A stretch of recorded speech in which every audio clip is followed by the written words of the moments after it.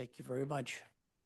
Good morning, everyone. My name is Bill Bergman, and I will be chairing this morning's ZBA hearing. With me is our Vice Chair, Tanetta Graham, Present, Mr. Chairman. Board Secretary, Shella L. Gaston, Present, Mr. Chairman. Board Member Michael Johns, Present, Mr. Chairman. Member Taya Wynn. She should be here, and Board Member Ryan McAdams. Present, Mr. Chairman. Also here is Layla Beebe. Oh, she's punching me already. I don't know what's going on. Also here is Layla Beebe. And so that everybody understands, she's new to the board. She's been here for a few meetings. We are very fortunate. She's a business agent for the Carpenters Union, a lifelong Philadelphian, and really, really understands the construction project. So again, thank you for being here, and we appreciate you taking this assignment with us. Okay. Also present is our attorney, Lynn Reuter Huber. Also our board director, Ian Haggerty, and our board administrator, Lakeisha Dandy. This hearing is being recorded and will be posted on the ZBA website. By participating, you consent to be recorded. This is an in-person meeting with remote participation, whether in person or on Zoom. If you're called to speak, please state your name and spell it for the stenographer. And also wait to be sworn in. After you're sworn in, each time you testify, you're going to have to start by stating your name. To enter an appearance, indicate the property address on the Zoom webinar. Speak with a staff member. Call the ZBA office by close of business tomorrow. Call 215-686-2429 and provide your name, email, and the address of the property in question. Remote participation. Raise your virtual hand when you're directed to speak. When you speak, you have to click the join as a panelist button. Use the Q&A only for procedural questions, not case comments. If you are joining by phone, press *9 to raise your hand and *6 to unmute for in-person participation. When testifying, get close to the microphone so that all attendees and also the court reporter can hear you. No talking, eating, or drinking during the hearing. Aggressive behavior will not be tolerated. In an emergency, follow staff directions. The main exit is the double doors in the rear. The stairwell is to the left once you get out there. In the event of an evacuation, go over to Love Park, which is across the street there off of Arch Street, and please remain here so we can account for you. So let's look at our schedule for today.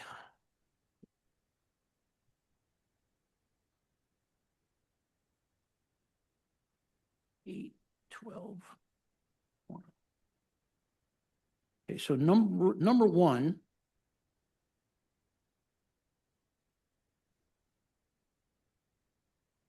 Here, let me see here. Here it is.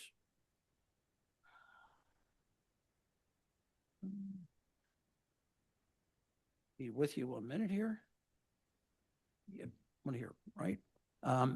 MI 2024 006 086 777 State Road. I understand Mr. DeMarco is in the audience.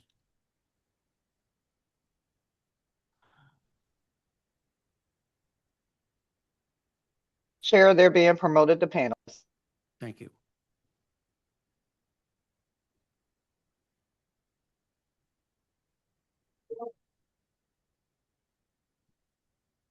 Can you hear me, Mr. Chairman? Good morning. Mr. DeMarco, could you please state your name and spell for the stenographer? Richard DeMarco, last name spelled DeMarco. Right. Do you swear or affirm to tell the truth, the whole truth, nothing but the truth? I do. Mr. DeMarco, could you give us an update on this case?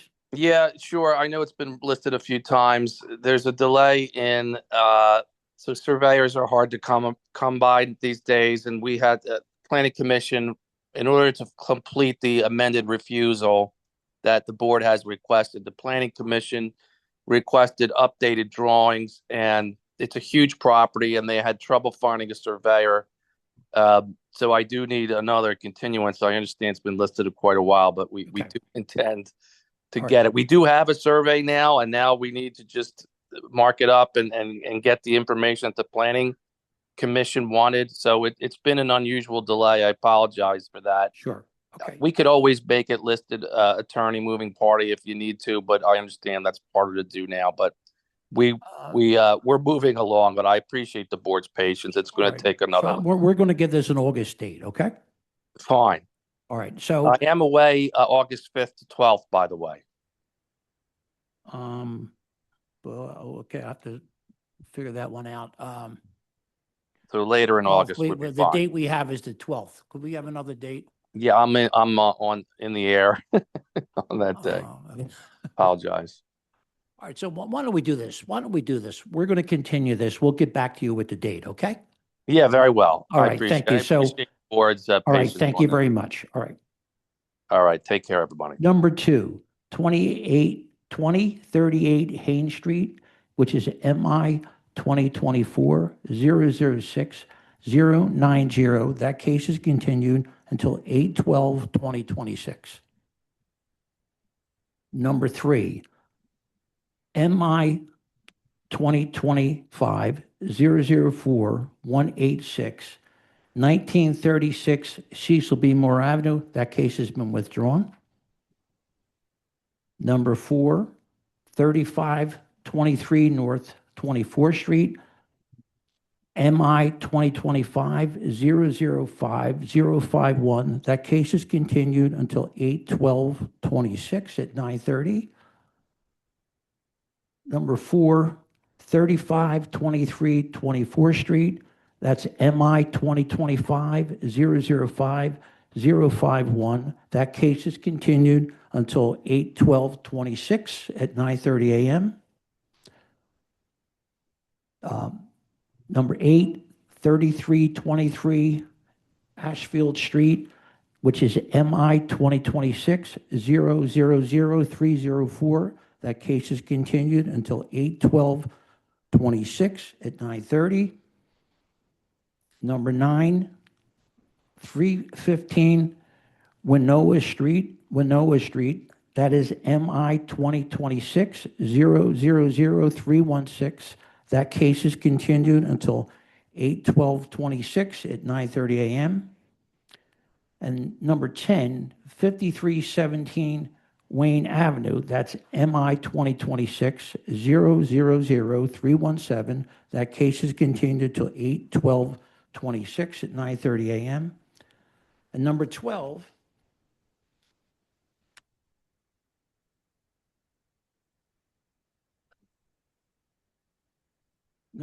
is MI 2026-000-349, 6829 Chew Avenue. Sylvia Sinaya Williams is the listed owner. This is the first listing. We have no exhibits.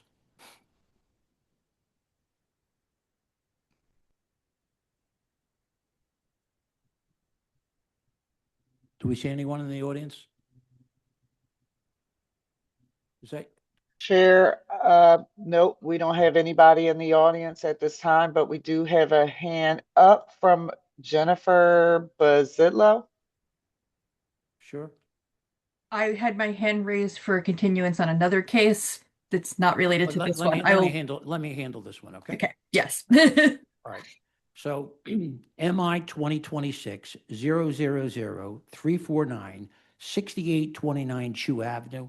That case is continued till 8/12/26 at 9:30 a.m. and Mark must be heard. And then number 13, MI 2026-000-447, 2548 Diamond Street. Alex Palmer is the listed owner, and Mamie E. Talley is also of the Mamie E. Talley Trust. This is a first listing. We have no exhibits. I don't see any hands at this time, Chair.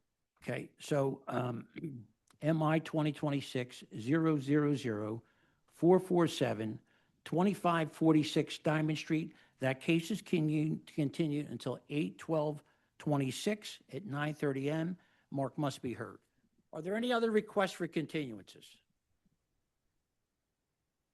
Jennifer? Chair, yes, we have a hand up from Jennifer Bazillo and also Strawberry Mansion Community Concern.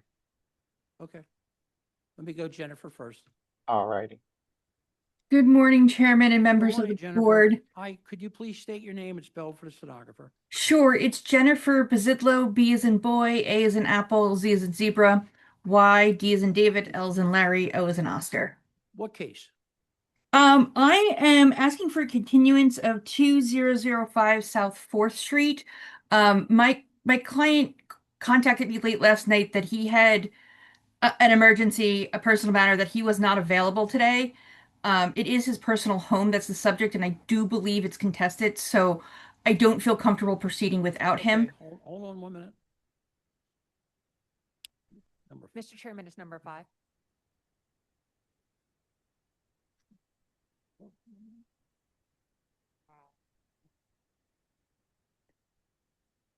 Okay, there's why I got I'm already past it. Yeah. Sheets get so big like this. Okay, is there anyone in the audience here for that case? We're gonna have to Chair, continue with that. I see him in the back. When he come up?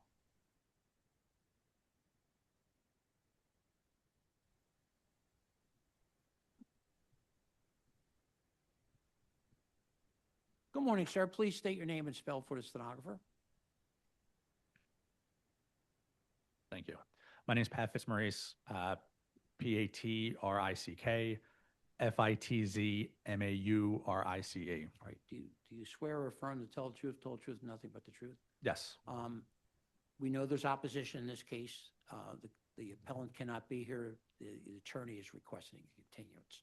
We're going to get a continuance. We'll do this in August, okay? okay, I understand. Just for Sure. the record, there are 2 neighbors I that are also understand. here. I understand. And what we'll do is this will be Mark must be heard. Okay. All And, right? and I agree to that. That's perfectly reasonable. Okay, And also, I would just also note, this is not the primary residence for this applicant. It's an empty vacant lot. So I just want to put that out there. okay. Thank you. All right, Thank thank you, you Chair. very Thank you, much. Board. All right, so number 5. Mr. Chair, Yep. this is Ian Hegarty, part of the interruption. For the sake of time, I would recommend placing this on the September 15th Tuesday special hearing at 9:30 a.m. Okay, all right. So MI 2025-005-375, 2005 South 4th Street. This case will be continued to September 15th at 9:30 a.m. and Mark must be heard. Thank you. Thank you. Anyone else? Chair, we have a hand up from Strawberry Mansion Community Concern. Sure.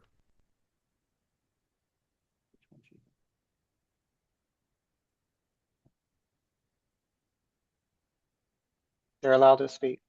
All right. Good morning. Hello, can you hear me? I can, most Oh, certainly. good Please morning. state- My good name morning. is Could you Bonita please state your Cummings. name and spell for the stenographer? Bonita Cummings, Yep.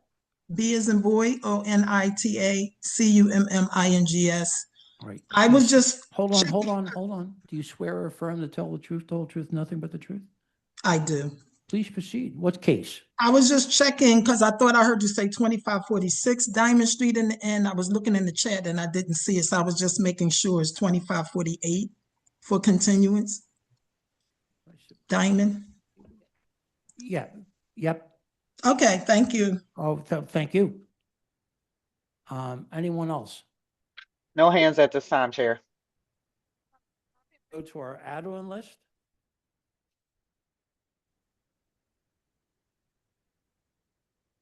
Number 1, MI 2024-001-949, 2900 Snyder Avenue. I vote yes. With amended, oh, pardon me, no, hold on, I'm sorry, hold on. This case will be continued to August 5th at 9:30 a.m. Thank you. Stepped out of her seat. Number 2, MI 2025-001-287, 9864 Frankfurt Avenue. I vote yes. Michael Johns, my vote is yes. Cheryl Gaston, my vote is yes. Tanetta Graham, my vote is yes. Ryan McAdams, my vote is yes. Number 3. Is that make up that? Yeah. Number 3, MI 2025-005-980, 3409 Goodman Street. I vote no. Michael Johns, my vote is no. Cheryl Gaston, my vote is no. Tanetta Graham, my vote is no. Ryan McAdams, my vote is no. Number 4, MI 2025-007-240, 2130 North 31st Street. I vote yes with proviso. Use applied to entire building, also a certificate of occupancy to be obtained. Michael Johns, my vote is yes with provisos. Cheryl Gaston, my vote is yes with proviso. Ryan McAdams, my vote is yes with proviso. Number 5, MI 2026-001-94, 5612 Haverford Avenue. I vote yes. Michael Johns, my vote is no. Cheryl Gaston, my vote is yes. Tanetta Graham, my vote is no. Ryan McAdams, my vote is yes. Number 6, MI 2025-004-680, 5830 Whitby Avenue. The vote in this matter has been rescheduled to Wednesday, June 22nd at 9:30 a.m. Mr. Chairman, July 22nd. July 22nd at 9:30 a.m. And number 7, MI 2025-007-890, 3301 Grandsback Street.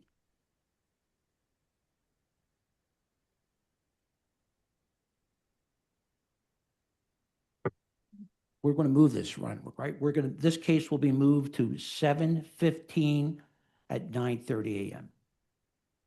The vote is moved. The vote, pardon me? The vote, yeah. Thank you. All right, let's go. So we'll go to the number, we'll go to our regular list now.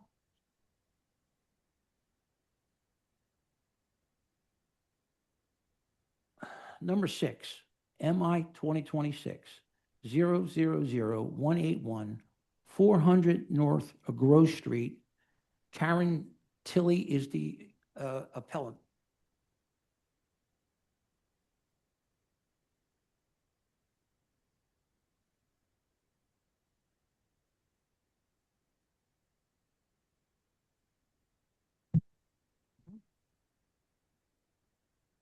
Good morning, Karen Tilley, T as in Tom, Illey. All right, thank you. Do you swear or affirm to tell the truth, the whole truth, and nothing but the truth? I do. Our vice chair has a few questions for you. Mm-hmm. Take your time. Good morning. Good morning. Have you submitted your documents and exhibits 5 days in advance of this hearing? Yes. And you are here for, you want a 2-family household living, right? Yes, ma'am. And your refusal was because it's a CMX2 district and you should have other than residential uses on your first floors. You ma'am. agree to that? Yes, ma'am. But when I purchased the property, Mhm.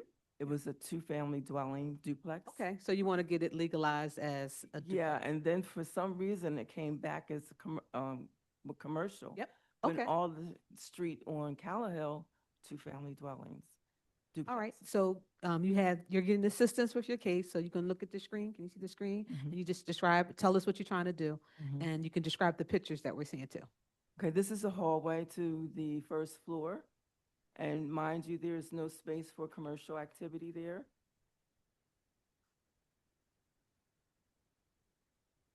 Ian, moving on, please. Another view of the first floor.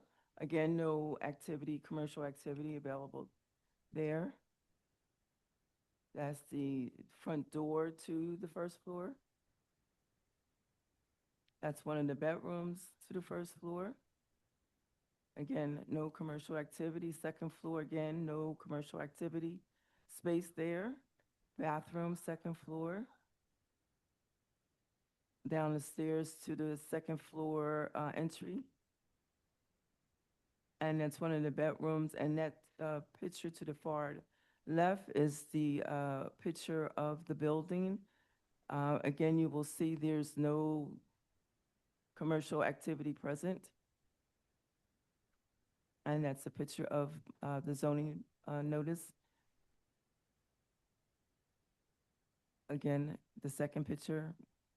And that is the picture in '08, prior to me purchasing the building. And again, you will see that the building structure is still the same today.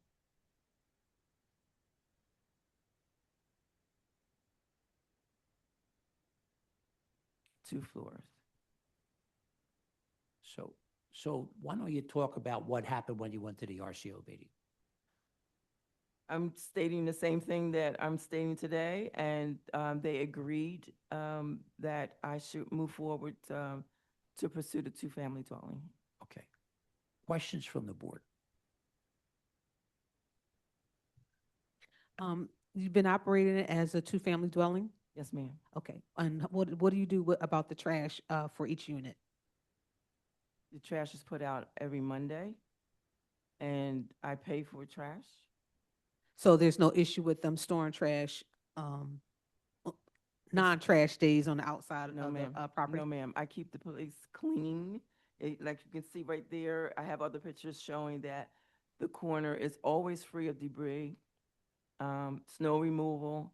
I do everything to maintain my property for my tenants and for the neighborhood, because I believe we are an asset in the neighborhood, because my tenants also support other stores and businesses there. And I also have one of my tenants here attending to verify what I just stated. And is there a basement? And if There's so, a what is it basement. being used for? Storage. Okay, all right. And just for you or for the first floor tenant? No, for me. Just for you? only, Okay, Yeah. all right, thank you. Mhm. Other questions? Questions from our attorney? None at this time, Mr. Chairman. Questions or comments from the virtual audience? No hands at this time, Chair. Planning Commission? Good Yeah, morning. Hold on. Do you want to have, sir, you want to come up?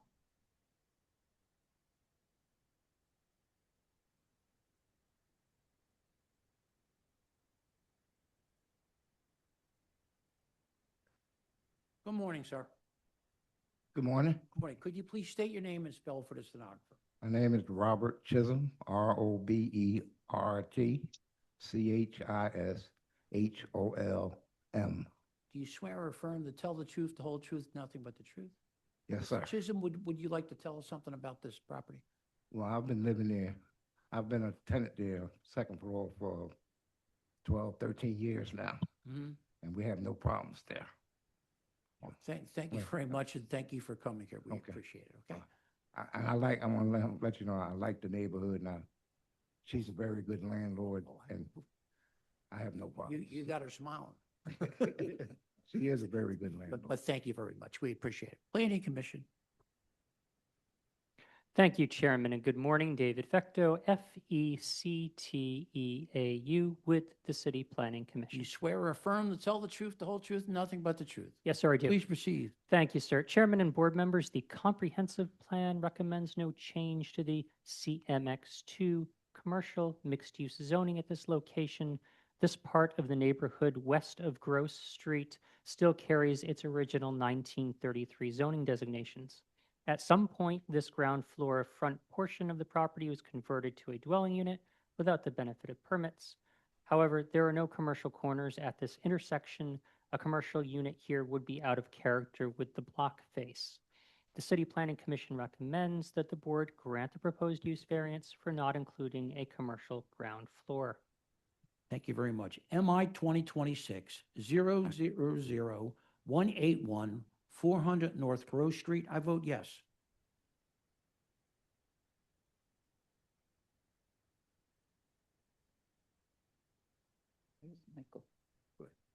Cheryl Gaston, my vote is yes. Tanetta Graham, my vote is yes. Ryan McAdams, my vote is yes. Hi, Owen, my vote is yes. Layla Beebe, my vote is yes. Thank you. Thank you You have so your much. votes. And Everyone sir, have a again, blessed thank you day. for coming down. We appreciate it. I appreciate you. All right, we're going to go to number 11, MI 2026 000-340 6311 Horrock Street. David Miller is the owner. Come on up.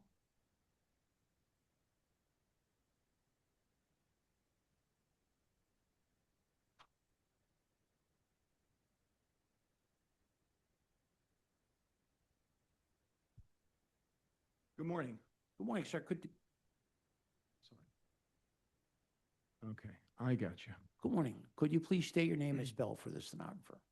David Miller, Miller. Excuse me. Do you swear or affirm to tell the truth, the whole truth, nothing but the truth? Absolutely. Our vice chair has a few questions. Good morning. Have you submitted your documents and exhibits 5 days in advance of this hearing? Yes, I have. And you are here for personal services and single-family household living? And within single-family household living? Personal services? Single house, yes. Yeah, okay, so I'm going to, you were refused because that use, what you're trying to do is prohibited in your RSA 5 district. You understand that? I understand, right? That I'm not supposed yep. to be teaching and Yes, I'm just stating why you were here. So, okay, you can start your case and explain to us why you're here and what you're trying to do, and you can show your exhibits. sure. I just upload them. Am I staying, is it stay as an attendee, join as a panelist? What am I? Join as a panelist. Okay, good. Good. And there's the share. Okay, I was wondering what happened to that. Okay. So I'm a professional guitarist, musician. I've been playing for 52 years and playing professionally for over 40. I've been teaching in my house. So the house I live in at 6311 Horrocks is the house actually I grew up in. My mom left me the house. And I've been teaching there since 1998. So it's been about 28 years I've been teaching there. And I had, so I was, I got my variance in 2012. I didn't think about it. And then I ended up getting a variance just to teach guitar there. I've been teaching there for 28 years. I've never had. So why don't you do this? Could you go on your screen? Sure. Right? So if you're talking, maybe we can start seeing what we're talking about. Okay? Sure, no problem. Let me show some Thank you. pictures of the house. Yeah, well, yeah, sure. Whatever Sure. you think Yeah, you need to show. you got it. Good. So I'm going to actually see if I can just do this. I'm going to share a couple. So I'm going to share a couple older pictures of the house and then a couple newer ones because I always do the front up. Try to make it a nice place. It's up now. It's coming up. Okay, good. So I'm just going to show a number of pictures. So We have all your documents, so. okay, good. So I'm just showing. So this was taken a number of years ago. This was also taken a number of years ago at the front of the house. So I just landscape the front. I try to make the front nice. I keep the neighborhood clean. I'm really the only one on the block who goes out there and cleans up the street. I do it on a regular basis. I would say probably 3 to 6, 7 days a week, depending on what's going on. So these are all from the past, over the years. This is the front of the house, the area in the front of the house, and I'll show you current. And if I'm going too fast, please let me know. No, sure. Okay, good. And then, so this is a current picture.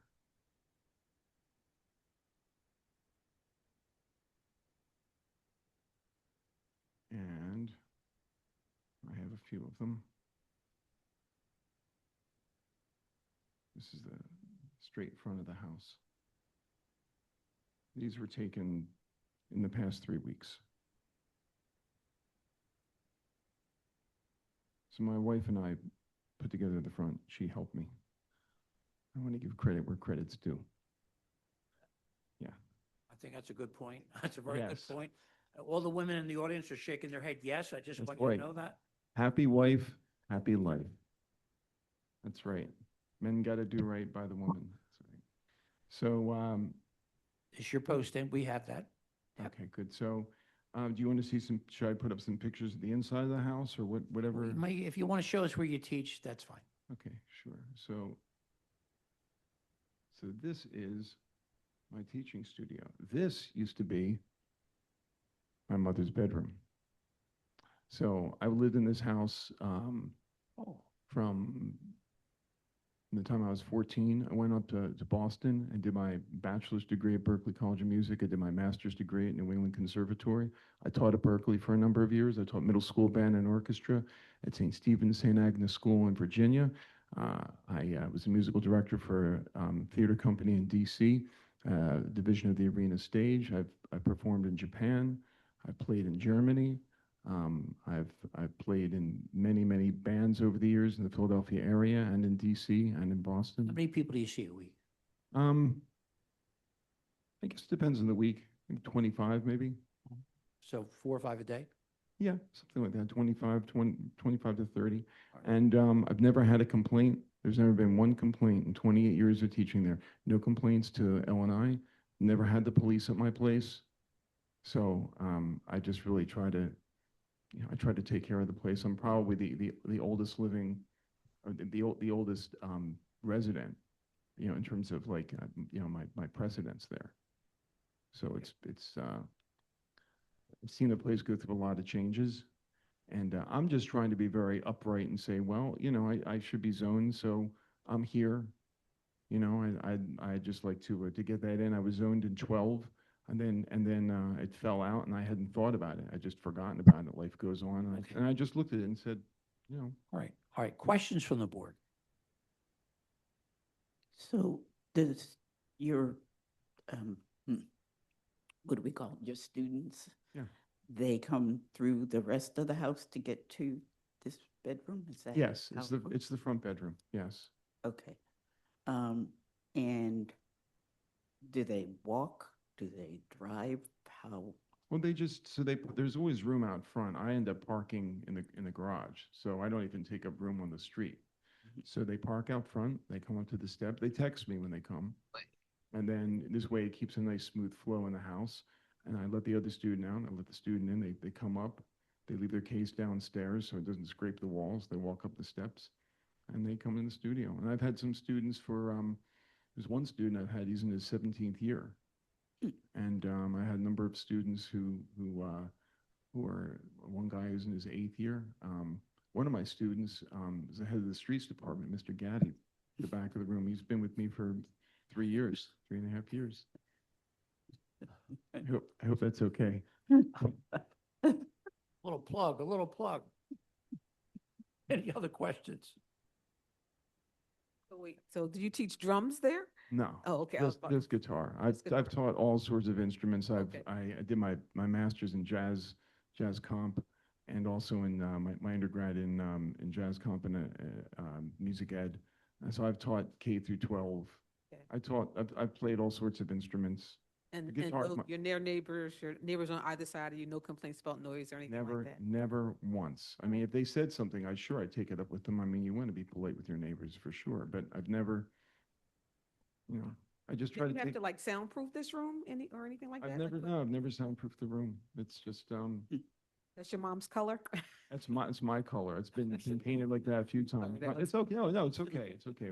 She left me the house some years ago, and I just with my fiance, my wife, we've just painted the house over the past year. I've painted the entire house, so I try to take care of it. I mean, it's home sweet home. Anyone else? How many students do you have on a typical day? I'd say 5. And- In a typical day, it could be anywhere from 4 to 6, something like that. And then how late is the latest lesson? 9 o'clock. Are you- We go till 9. 9 p.m. Yeah. And are you using the room for any kind of amplified music after 9 p.m.? No. Not at No. all. Okay. You've got it. And then is there a bathroom on that floor that they Yeah, have let access me- to? Sure. I'm actually glad to show you.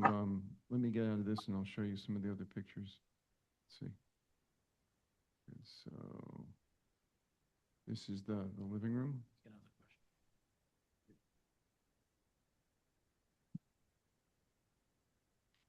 And let's see what we got here. This is the dining room.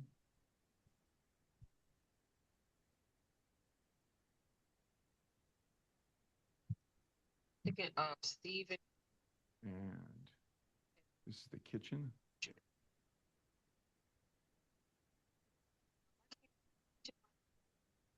And this is the hallway, or this the stairwell to the upstairs. Let's make this a little bit bigger. Make this a little bit larger. There you go. All right. You must be. And this is the small bedroom. This is my wife's personal room. Do you live at the house too? You're living there now? Yeah. Good. This is it. And then, what else do I have here? This is the hallway, it's the upstairs hallway. So it just expands. There we go. So how do you get your students? I mean, like, are they referred somehow, or you working with the school district, or? Sometimes they're referred. I've advertised. I have a website. So okay. I used to advertise in the Yellow Pages when that was a thing. Mm-hmm. You know. Oh, that was a while ago. That was a while ago. You should do a little stand-up comic too. You got everybody in the audience laughing behind you. What's That's going on right. here? That's right. I would give Robin Williams a run for his money. I did see the picture of the bathroom. Did you see that, Taya? Let's send it back. Mm-hmm. I don't think I took a direct picture of the. No, but I saw the doorway. In the hallway. Yeah. Yep. All right, other questions from the board? And that's the front door at the bottom of, or like right at the bottom of the stairs. No, let me see. I don't No. have it. Okay. So I have the front, I don't know if I took a picture of the front door from the back. I don't think I did. Well, you know what? Let me see. No, you know what? I don't think I did. No, the front door would be back in this area. Okay. So I apologize if I missed that. If I missed that opportunity. This is the back of the house. Keep this place pretty clean and pretty straight. He didn't click on it. He didn't click on it yet. Oh, is it not sharing? Yeah. There it is. Yeah. There we go. Okay. Sorry, I'm just looking at my screen. I'm not looking up to see what's. Okay. Other questions? Sure. Sure. Did you submit those photographs? Yeah. Okay. Yeah, I didn't definitely. see them and I could have just missed them. Sorry, I'm Lynn Rydell Huber Board Counsel. So, Sorry, you're the. Lynn Rydell Huber Board Counsel. So I just wanted to make sure that you did submit those, you uploaded those? So, yeah, I did. I actually have, so I tried to upload them and they were large. And so I spoke with someone at ZBA and they said I could email them and I can show you. Okay, you emailed them. Okay. I can show you where I emailed them, if you I want to just see want to them. make sure they're part of the record. That's Let me see if I have this here or if I have it. A sec. Yeah, so this is, here you go. So this was sent on the 26th. So this is the first set. Oh, okay, you sent it there. Okay. That's the first set of pictures. This is a. Right. Any other questions from the board? Council, do you have any other questions? Thank you. No more questions. Questions or comments from the virtual audience? No hands at this time, Chair. By the way, I'm also the block captain. So So you voted for yourself? I just got the, I'm just making a statement. I get it. Thank you for being a block captain. We picked. I just wanted I to say. know that pays pretty well, so congratulations. Planning Commission. Oh, that's okay.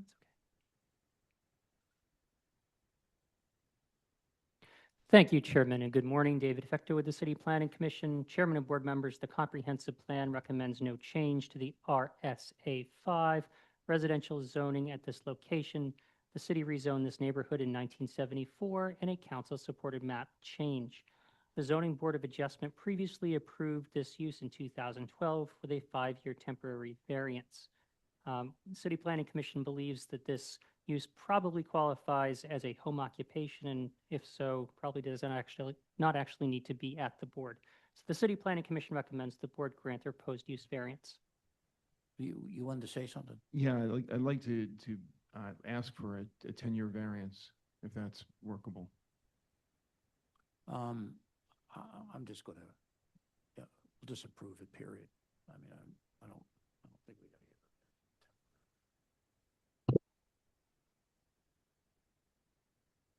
it. Okay, so MI 2026-003 000340 6311 Horrock Street.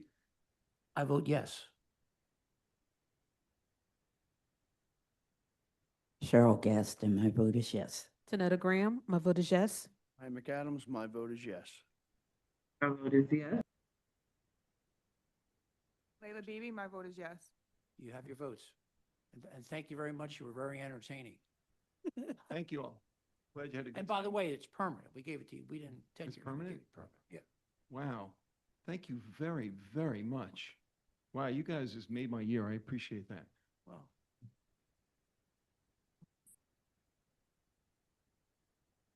Number 7, MI 2026. What did he do? No. All right, number 7, MI 2026 000 185 240 East Highland Avenue. Robert Careless is here as my counsel just said, no, that's Bob. I would love to be Corrales or whatever. Yeah. Could you please state your name and spell for the stenographer? Robert Careless, unfortunately. Careless. Right. Do you swear or affirm to tell the truth, the whole truth, nothing but the truth? I do, Mr. Chairman. Could you identify your client in relationship to the property? Yes, I represent Leslie Gomez and Richard Sachs, the record property owners. Okay. And our vice chair has a few questions. Good morning. Have you submitted your documents and exhibits 5 days in advance of this hearing? I have. And do you waive the reading of the refusal and stipulate to its accuracy? Yes. Okay, all right, thank you. You can share your screen and proceed with your case. I hesitated there, and I'll explain why, but you know, with a huff that I accepted the refusal on this from L&I, but we'll go through that.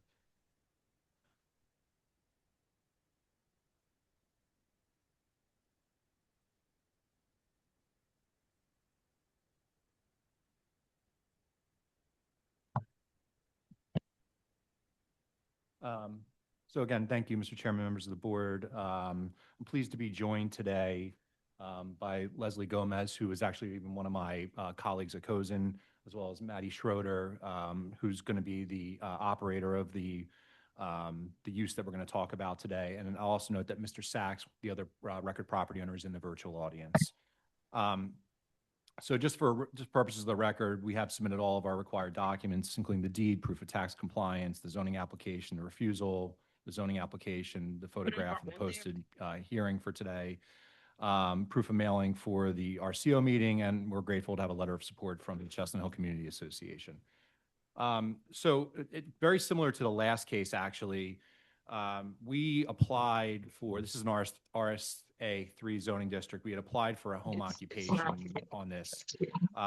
This is proposed as an accessory licensed massage therapy use in the property. It will operate like a home occupation.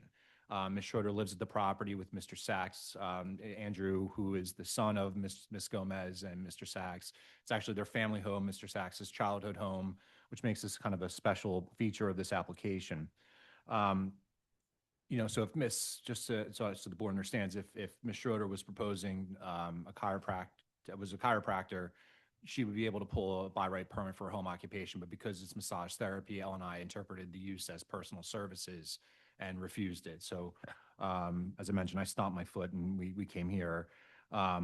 Because of L&I's interpretation, we also have a corresponding companion variance to allow a second principal use of the property under 144014A.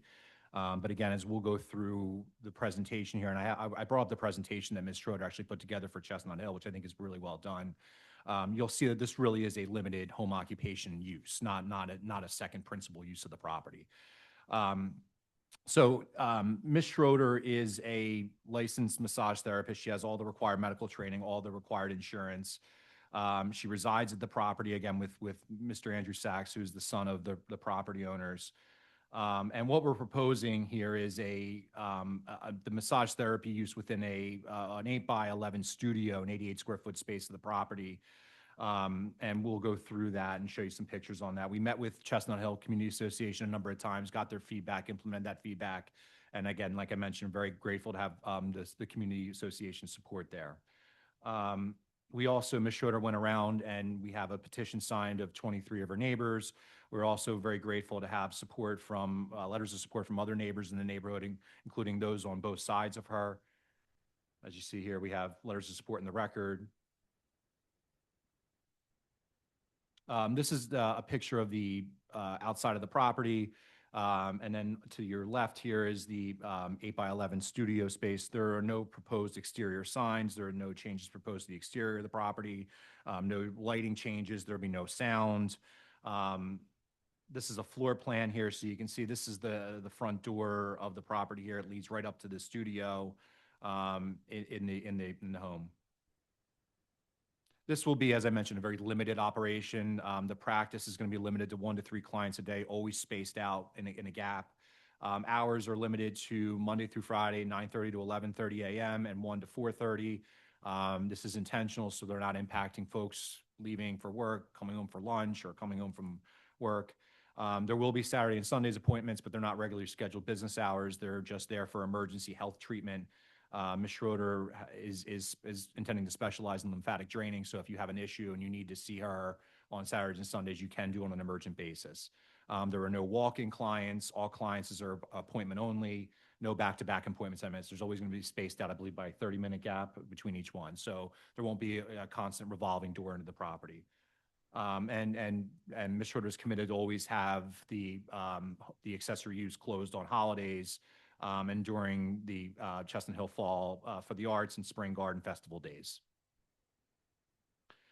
This was just an exhibit we put together for the Community Association. There is an abundance of parking, on-street parking here, but this will amplify a sampling of during the anticipated business hours, what the on-street parking would look like at different points in time.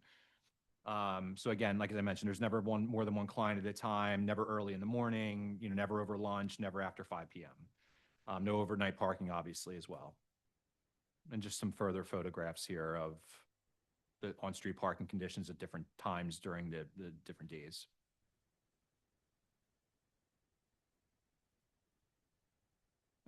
We can continue to go through this, but there's obviously benefits to having a local business here, which Ms. Schroeder is committed to being a great partner of Chestnut Hill.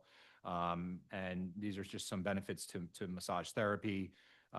There was overwhelming support from the Community Association here. And again, what we would submit to the board is that there will be no changes to the residential character of the property. As I mentioned, this will effectively be a home occupation despite L&I's interpretation. There's no separate building entrance for the use. There's no adverse impact on the surrounding neighborhood. There's no noise, no vibration, no glare, odors, parking demands, traffic impacts, or other effects that will interfere with any neighbor's enjoyment of their residence. There's no truck deliveries, no pickups, or anything of that nature. And so we would respectfully submit that there's no detriment to the health, safety, and welfare of the community. In fact, we would respectfully assert that there's positive benefit to being a good local business and providing a good medical massage therapy use within the community. And as I mentioned, we have very grateful to have a letter of support from Chestnut Hill Community Association. They did issue their letter with provisos, which are largely just what I repeated to you and what we repeated to them. So it's not necessarily a condition to this, but it's in the record. We would agree to these conditions if the board was inclined. Otherwise, they're in the record and we're committing to them. So I have Ms. Schroeder here with me. I also have Ms. Gomez here with me. They can adopt my testimony very briefly, and we're happy to answer any questions that you might have. So Ms. Schroeder, if you want Why to don't we do that? sworn in first. You could please state your name and spell for the stenographer. Hello, my name is Madeline Schroeder, Schroeder. Do you swear or affirm to tell the truth, the whole truth, nothing but the truth? Yes, I do. Counsel? Maddie, did you hear my testimony to the board just now? Yes, I did. And would you adopt and affirm that as if it were your own? Yes, I would. You have, I have Ms. Gomez here as the property owner. If she could just affirm my testimony, that would be great. good morning. Could you please state your name and spell for the stenographer? Hi, good morning, Leslie Gomez, Leslie Gomez. Do you swear or affirm to tell the truth, the whole truth, and nothing but the truth? I do. Counsel? Leslie, did you hear my testimony before the board just now? Yes, thank And you. Would you adopt and affirm that testimony as if it were your own? I would, thank you. And I would also say, as a 15-year member of the District Attorney's Office of Philadelphia, this is the most fun I've ever had in court. Thanks. I tried to tell her. Happy to answer any questions that you may have. We don't always do that. but Yes. Questions from the board?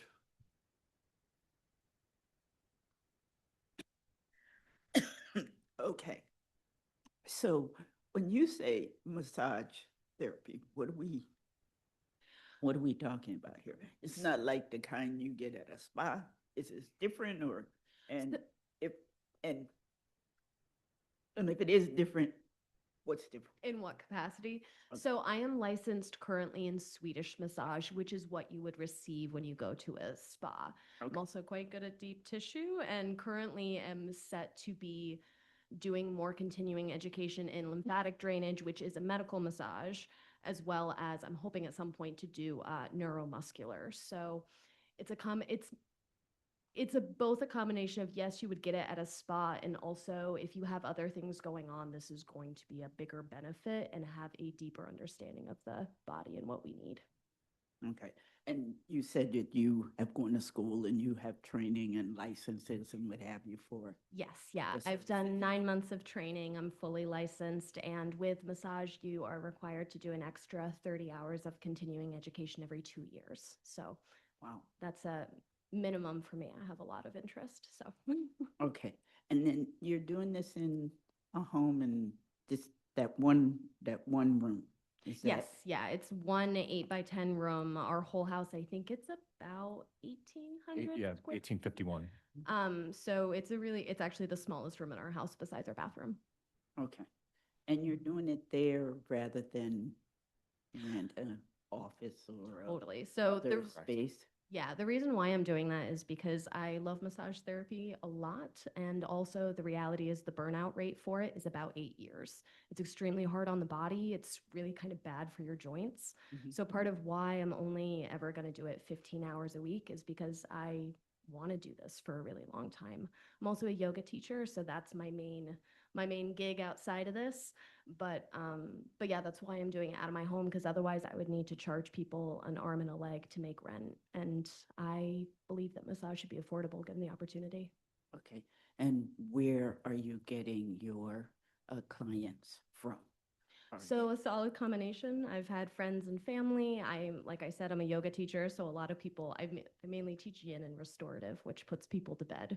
So when you put people to bed in that situation and you tell them you're a massage therapist, you usually have a lot of interest. So it does just kind of carry over that way. And I'm lucky to not be in a major rush to gain a huge amount of clientele. Like I said, there'll be no outdoor signs. It'll be a mainly referral business. Okay. And then your attorney mentioned that there was no problem with like parking for No.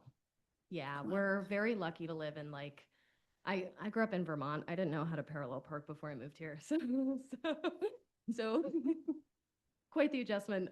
But it's always been so easy to park around here. And we are lucky enough to have parking around back of our house for my partner and I to park our personal cars, which means that there would be no added strain on the street.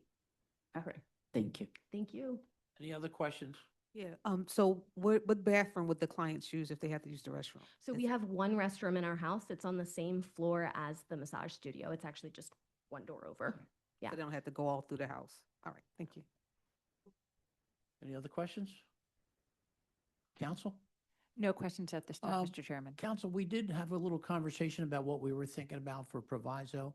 We said no sign and the time, we want to use the time? If you wanted to put any provisos What's the on it. times again? So we were committing to, let me just make sure I stated accurately. Well, one of the general ones we thought about was only in daytime hours. Does that sound right? Oh, Yeah, that would be Perfect. fine. Yeah. Okay. Great. Questions or comments from the virtual audience? Chair, we have one hand up from Jose Ortega. Okay. They're allowed to speak. Hi, will there be more than one client at a time? Will it be, Hold on one minute. Could you please state your name and spell for the stenographer? Oh, yes, Jose, Jose, Ortega, Ortega. Do you swear or affirm to tell the truth, the whole truth, and nothing but the truth? Yes, I swear. Please proceed. I just want to know if the operator is thinking about bringing more therapists into her house, sorry. She is So, in shaking other her words, head no. She is shaking her head no. okay. So it would only be me operating the business. I have no intention or interest in hiring anyone else. And because I only have two hands, I can only work on one person at a time. So, and also because I need to change the room over in between clients, that really does mean it needs to be one client and then I need to have space in between two. So never more than one car parked at the same time, never more than one client in the home. All right. Well, thank you for your answer. And Thank you for just the want to say that the streets never look that empty when I'm look around. All right. Thank you. Thank you for calling. Is there anyone else in the audience?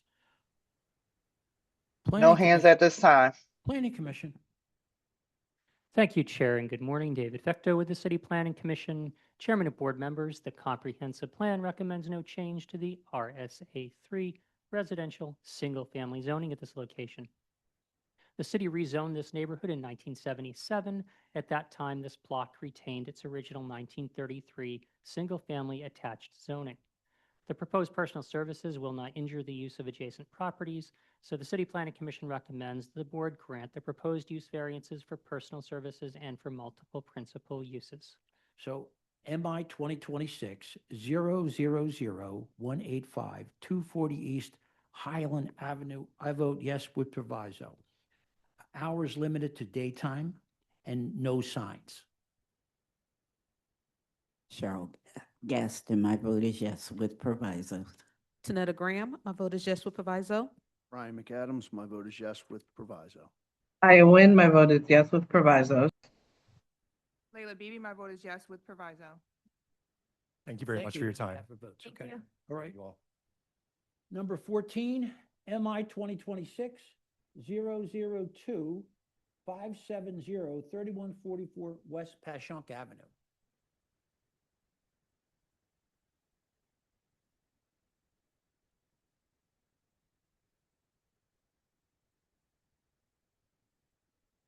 They're being promoted to panelist, Chair. Thank you very much.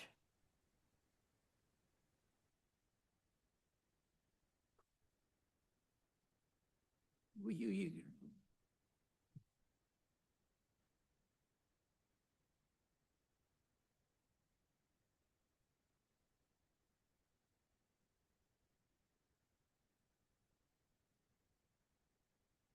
Council, could you please state your name and spell for the stenographer?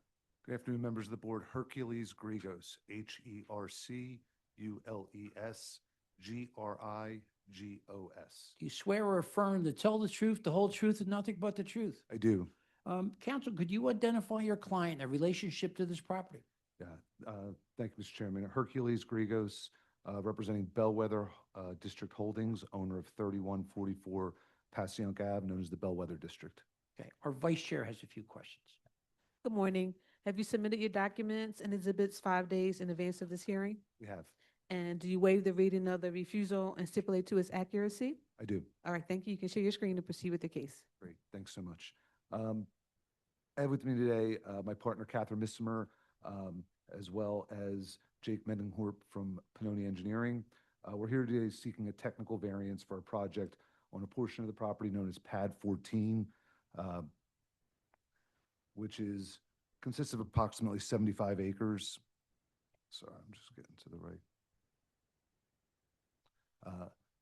75 acres of the Bellwether District in Southwest Philadelphia. Site is approximately, as I said, 75 acres bounded by 26th Street to the east, our new entrance on Hartranft Street to the north, as well as Penrose Avenue to the south. This portion of the site has been approved and under construction for a 1.4 million square foot facility to house beverage manufacturer Drink Pack.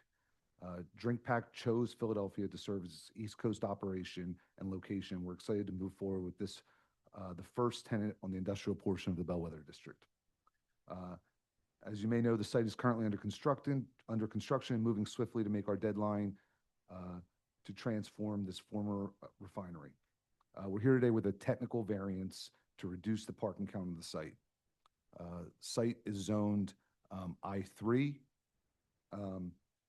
and essentially the parking count really doesn't meet the needs of how buildings are operated today. The building is approved for approximately 1.4 million square feet. This Drink Pack chose Philadelphia for its East Coast operations. The code's outdated parking requirements for industrial and warehouse uses really don't anticipate over 1 million square feet of construction. Based on the size of the building, the code requires 1,009 parking spaces. Just flip to the site plan here. This is well in excess of what's needed to operate the site. As you can see in the plan top right, that is where approximately 500 plus parking spaces are going adjacent to our office. And then code required this area here an additional 400 plus parking spaces in this area, which we think are redundant and unnecessary. For reference, at the onset, we expect to have 30 employees each shift, which is approximately 12-hour shifts plus 20 office employees Monday through Friday. And at max build out, we'll have 75 employees on site plus 50 office employees. So considering shift change and what we think is max capacity, we'll have approximately 200 employees accessing the site at peak times given shift change. And this really doesn't even take into account modal splits and public transportation. As such, we think the 1,000 plus parking space required by the code is not appropriate use for the site. We're proposing 585 spaces, which is more than adequate to accommodate our parking needs. We've revised our plans. And here's the revised plan. I'll show you the landscape plan here. As that's loading. We revised our plans on site to take this additional parking and add landscaping in the 400 spaces. We're going to landscape that area and we're going to maintain, I'm just trying to get it to load.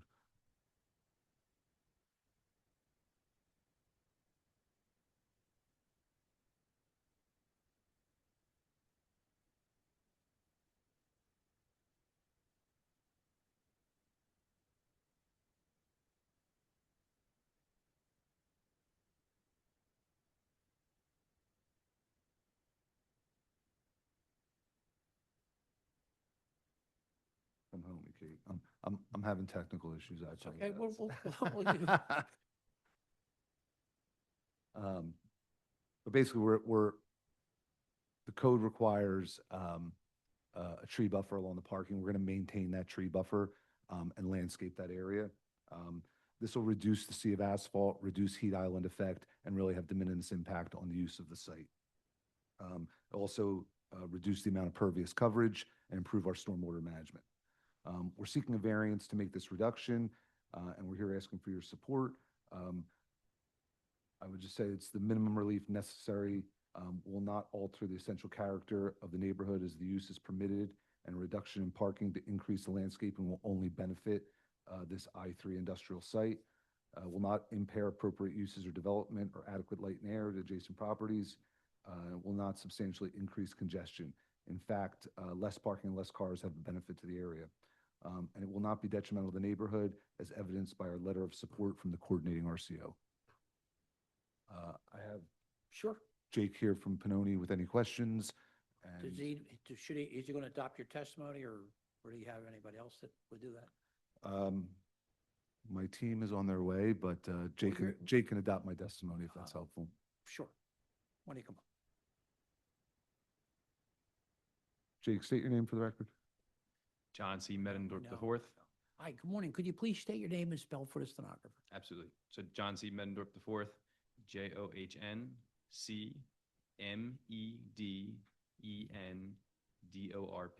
Right. Do you swear or affirm to tell the truth, the whole truth, nothing but the truth? Yes, sir. Counsel? Jake, you're the civil engineer for the project? I am. Have you heard my testimony today? I did. And do you adopt it as your own? I do. All right. Questions from the board? So this was a by right project originally, and that's why the parking requirement was Yes, because. part of the Yes. approvals that. were Yes, so granted. as part of, Drink Pack was coming to Philadelphia, we needed to move quick to meet the timelines. So we proceeded with the by right project and proceeded to construction, and we came back once we realized that the additional parking was really redundant, and reducing the parking just improves the site, adding more landscaping is a benefit. So you're proposing almost half of the parking requirement that the code says you need, We're proposing half, but as I said. about half. Yeah, Okay. but as I said, the industrial district of the code really contemplated, post-World War II, assembly line, workers, and that's how they came up with their parking requirements. If you're familiar with any of the Drink Pack, it's very automated, assembly lines, much more automated, more warehouse workers and much more space. So, if it was an old knitting mill in Kensington back in the day, you would have had many more workers and maybe a 50,000 square foot building. But in this case, a lot of it's automated. So while we do create a lot of jobs and, I think there's 270 permanent jobs at full build out, the shift changes and max is about 200 employees coming in and out. So you're still gonna really only be using about a quarter of what the code says. That's correct. When it's all over. said And, done. and one other thing that's important to note, this area, if in the future, the site, there's a change in use, it's easily convertible back to parking. That's why we left the tree line, the tree buffer in for the parking. And if we had to come back and add parking for more, we can easily add that, and just replace the landscaping. Okay, and are you using pervious surfaces, or are we doing impervious? So there's, on the portion that we're removing, it will be landscape pervious surface. Okay. The rest of the asphalt, I believe, is impervious, but we have massive stormwater management systems that Jake can kind of go into deal, but we have basins. Yeah, And that we're, was and the we're, next we're managing all of our stormwater as required by the code. All right, thank you. Any other questions? Our attorney? Yes, Lynn Riddle, Huber Board Counsel. You mentioned revised plans. I just want to make Yeah. sure.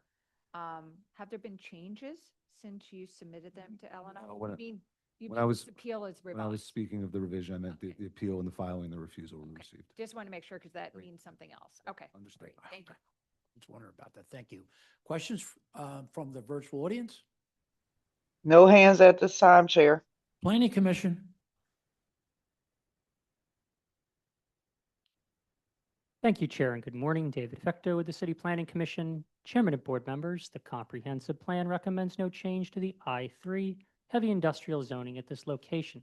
The city rezoned this neighborhood in 1973 in a council-supported map change. The appellant wishes to reduce the required number of parking spaces by almost half. The zoning code's parking requirement for warehouses was created before the current trend to replace workers with machines. Considering the reduction in required workforce caused by automation, the City Planning Commission recommends that the board grant the proposed reduction in the required number of parking spaces. Thank you, David. I'm sorry, Chair, to interrupt. A hand went up from Dominic Long from Council's office. Sure. You're allowed to speak. Hello, Good morning, Mr. Long. Could you please state your name and spell it for the stenographer? Yes, Dominic Long, DOMINIC LONG. Do you swear or affirm to tell the truth, the whole truth, and nothing but the truth? I do. Please proceed. I'm here on behalf of the Second District Office, Council President Johnson, just saying that we support this project, or the variance, should I say. Thank you very much for taking the time to call us. We appreciate it. So MI 2026-002-570-3144 West Passyunk Avenue. I vote yes. Cheryl Gaston, my vote is yes. Tanetta Graham, my vote is yes. Ryan McAdams, my vote is yes. Diane Nguyen, my vote is yes. Layla Bibi, my vote is yes. Thank you. You guys are doing great work down there. Thank you so much for your This time. is incredible. It's just, it's a We're- game changer. We're excited to get it moving. Thanks so much. Right, sure. Thank you. Is there anyone in the audience whose case has not been called? Good to see you, Hercules. Good to see you. Good to see you. Good to see everybody.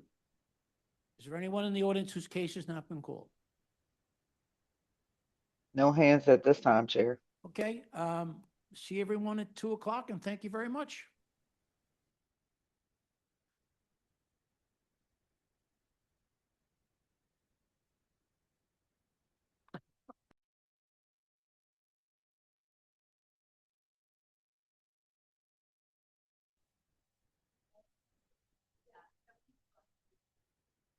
Comics?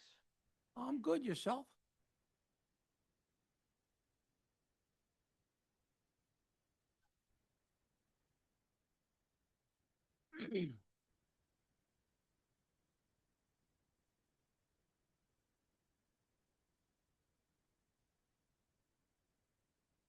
How many people in the audience?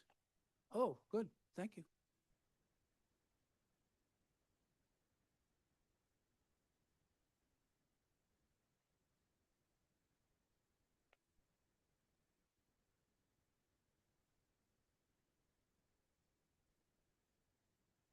Good afternoon, everyone. My name is Bill Bergman, and I will be chairing this meeting of the Zoning Board of Adjustment. With me is our Vice Chair, Tanetta Graham, Present, Mr. Chairman. our Board Secretary, Cheryl L. Gaston, Present, Mr. Chairman. Board Member Michael Johns, Present, Mr. Chairman. Board Member Ryan McAdams, Present, Mr. Chairman. and I also have with us our Board Member Layla Bibi, who is our new board member on the end here. I've introduced her several times now. We are very fortunate to have her. She's a business agent for the Carpenters Union, and she definitely understands the construction project, so we're very fortunate to have her here. Also here is our attorney, Lynn Reuter Huber, also our ZBA Director, Ian Haggerty, and our Board Administrator, Lakeisha Dandy. This hearing is being recorded and will be posted on the ZBA website. By participating in this, you consent to be recorded. This is an in-person meeting with remote participation. Whether in person or on Zoom, if you're called to testify, please state your name and spell it, and then wait to be sworn in. Once you've been sworn in, each time you testify, please state your name. To enter an appearance, indicate your property address on the Zoom webinar. Speak with a staff member.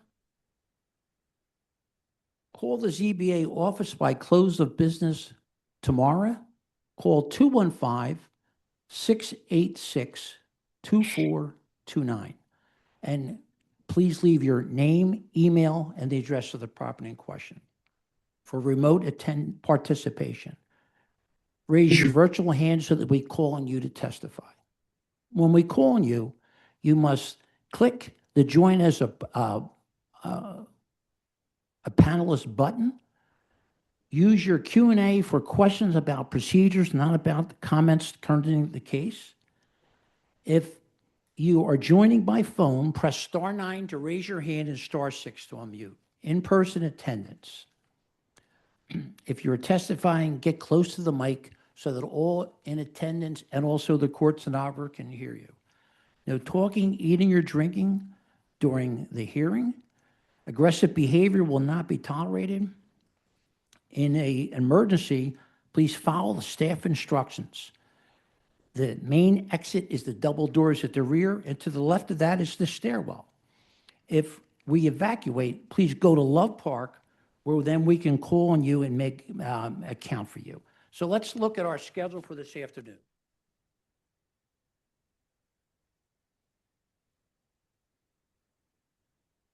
Number one, get this next to me here.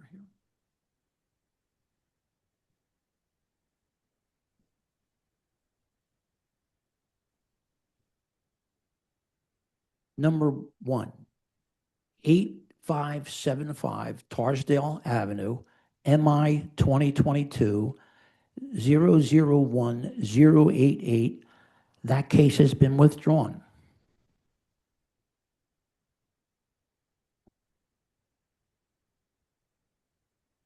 Number 2, MI 2025-004-380, 4370 to 74 Main Street.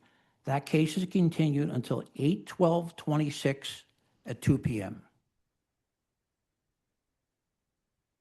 And number 4,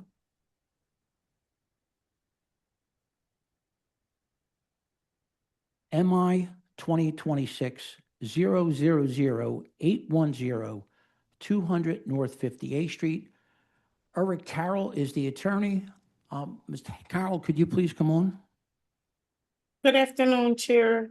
This is Jasmine, and I will be your co-host for this afternoon All session. right, thank you. Eric Carroll has been allowed to speak. Mr. Carroll, could you please state your name and spell for the stenographer? Good afternoon. Can you hear me? I can. Okay. Eric Carroll, ERIC-CARROLL. Do you swear or affirm to tell the truth, the whole truth, nothing but the truth? I do. Mr. Carroll, we have some missing exhibits on your case. We don't believe that the RCO had proper notification. I had some email correspondence with Mr. Haggerty in the last couple of days regarding that Yes, issue. I saw that, yep. I can present all the correspondence we did have. My client had been reaching out to Achievability, the coordinating RCO. And I think they were going through some sort of leadership change, and we kept getting bounced around, and they never scheduled anything. So here's what we're going to do. We're going to continue one more time. And it'll be, Mark must be heard, and you will go on then. And that way we're going to ensure that everybody's notified, okay? And Yeah. We're going to, listen to me, we're going to continue that till 8/12/26 at 2 p.m.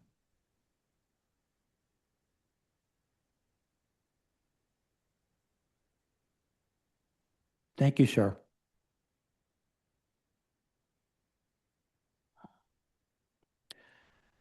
Number 8, 547 East Shelton Avenue, which is MI 2026-001076. That case is continued until 8/12/26 at 2 p.m. And number 9, 1635 Church Street, which is MI 2025-001087. That case is continued until 8/12/26 at 2 p.m. Number 15. Yep, this is when we don't have everything, right? Oh, no, here it is. We're going to continue. So, number 15, MI 2026-002-327, 2450 North 30th Street. That case is continued until 7/8/26 at 7/8/26 at 9 a.m., 9:30? 7/8 is today. Okay. What am I doing here? Yeah, I'm sorry. What? Okay, why don't we do that? We'll call it. Is Dennis up in the audience? Chair, I do not see Devin Gupta in the audience.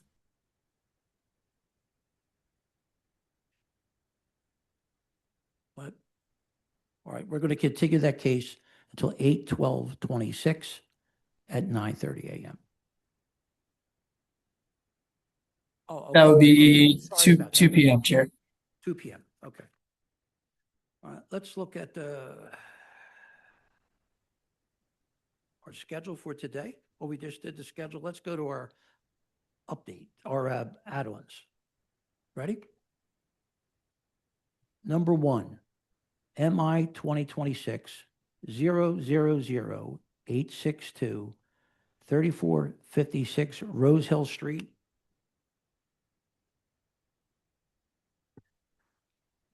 At the request of the applicant, The board is reopening the record in this matter to hold a resumptive hearing for the applicant to present revised plans that address some of the concerns that the board had raised on June 17th.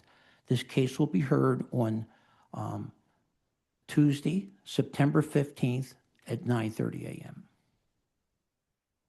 Number 2, MI 2025-004 126 220 North 50th Street. I vote yes.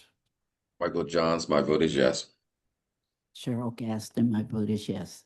Tanetta Graham, my vote is yes. Mike McAdams, my vote is yes.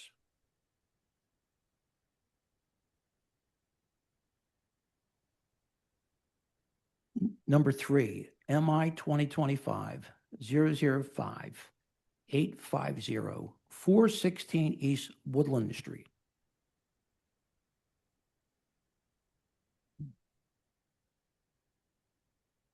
The board is vacating its prior decision in this matter and revoting to include an amended refusal that reflects the proposal as granted by the board in the prior vote.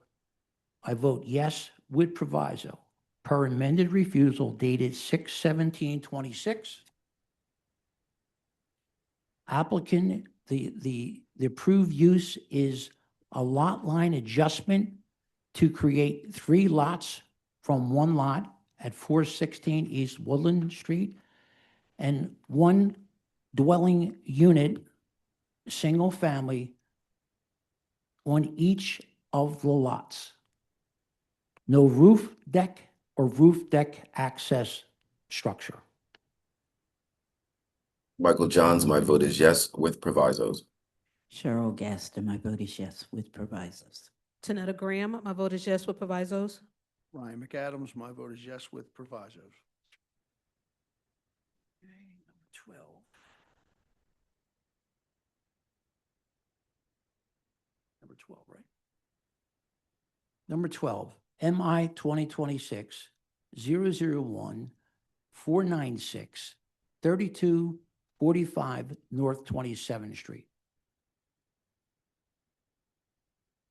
Brandy Teller is the owner applicant.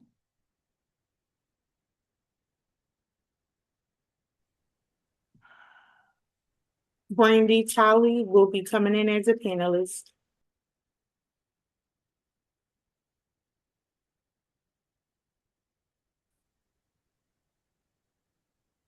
Hello, Hi, good afternoon. Could you please state your name and spell it for the stenographer? Brandy Talley, 32. I'm sorry, Brandy Talley, Brandi Talley. Do you swear or affirm to tell the truth, the whole truth, and nothing but the truth? Yes. Our vice chair has just a few questions for you. Good Okay. afternoon. Good Have you afternoon. submitted your documents and exhibits 5 days in advance of this hearing? Yes.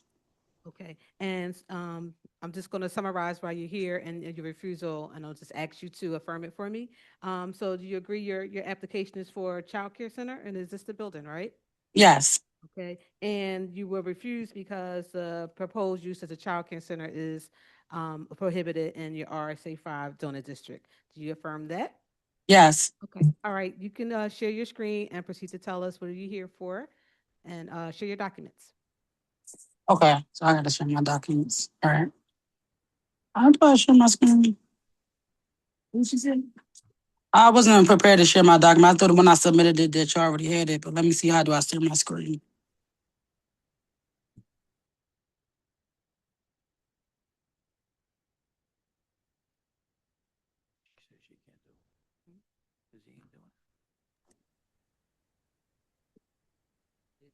Is Ian?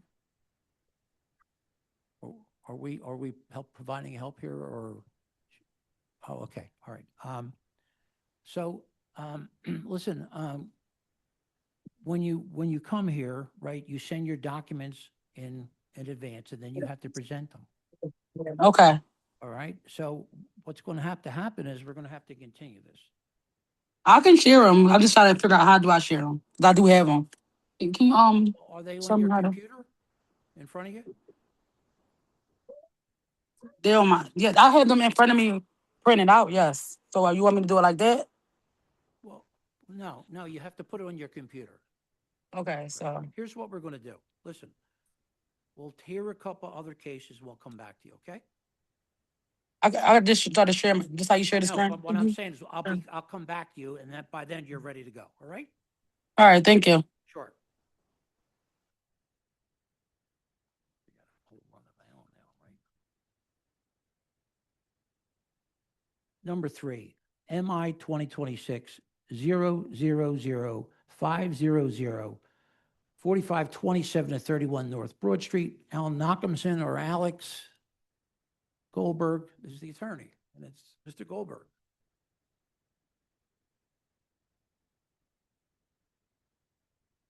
Mr. Goldberg, please state your name and spell for the stenographer. Alex Goldberg, Alex Goldberg. Do you swear or affirm to tell the truth, the whole truth, and nothing but the truth? I do. Mr. Goldberg, could you identify your client in relationship to the property? Sure, my client is 4527-31 N Broad Street LLC. They are the owners of the property, and its representatives, Eric Reyes and Lawrence Calicman, are in the virtual audience. Okay, our vice chair has just a few questions. Good afternoon. Have you submitted your documents and exhibits 5 days in advance of this hearing? I have. And do you waive the reading of the refusals and stipulate to their accuracy? I do. Okay, all right. Thank you. You can share your screen and proceed with your case.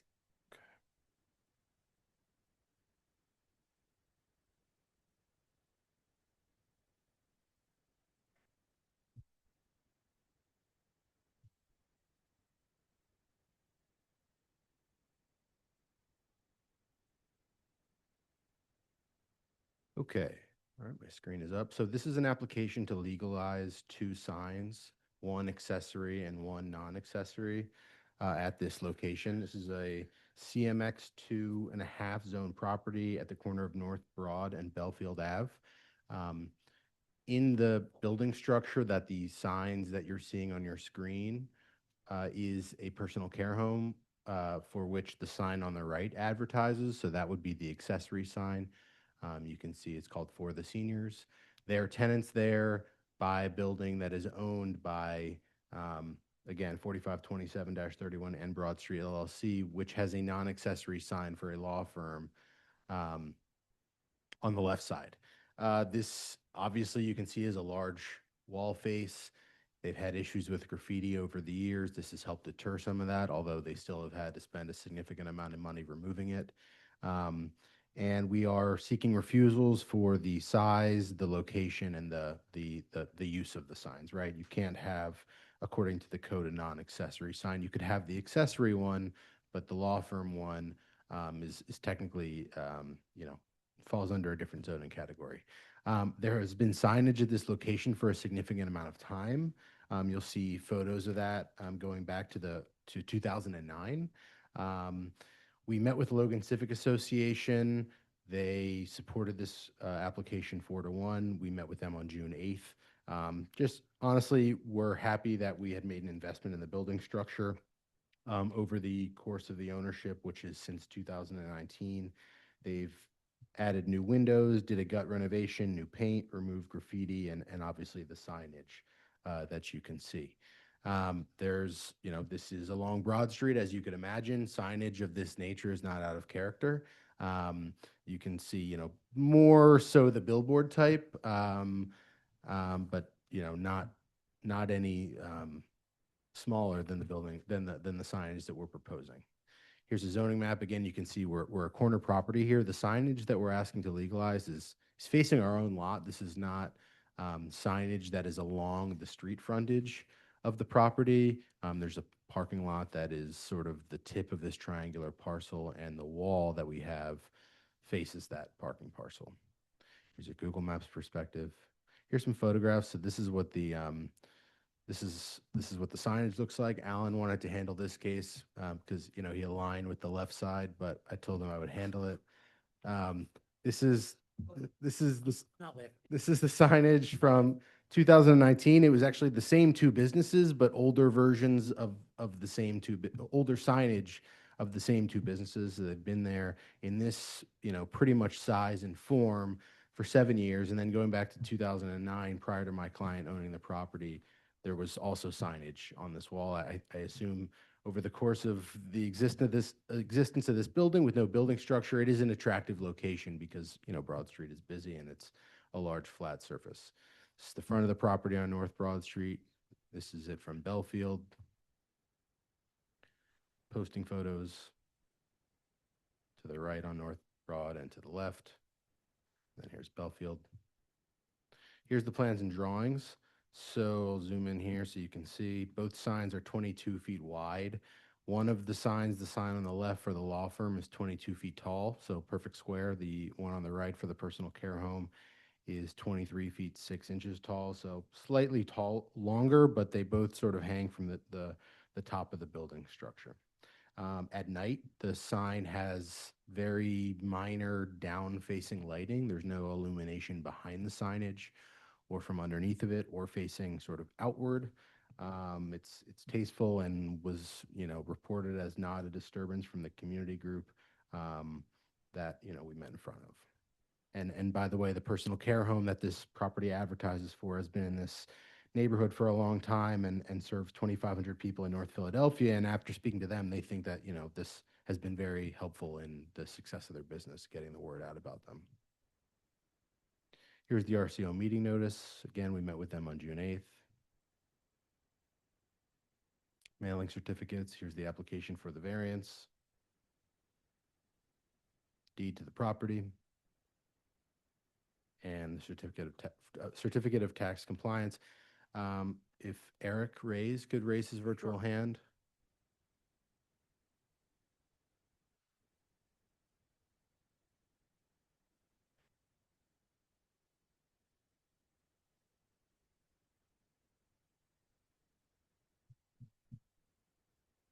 Do we see Eric?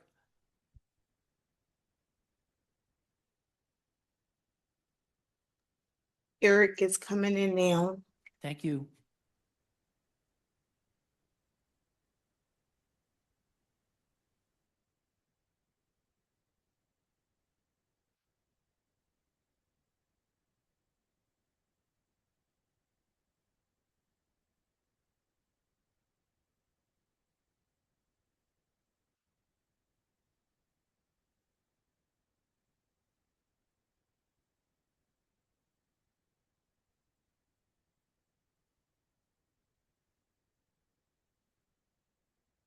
I see him there.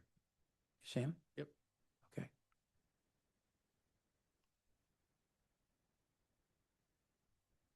Eric?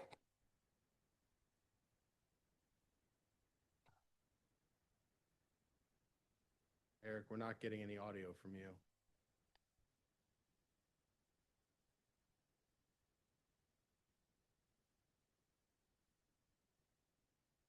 Is this better?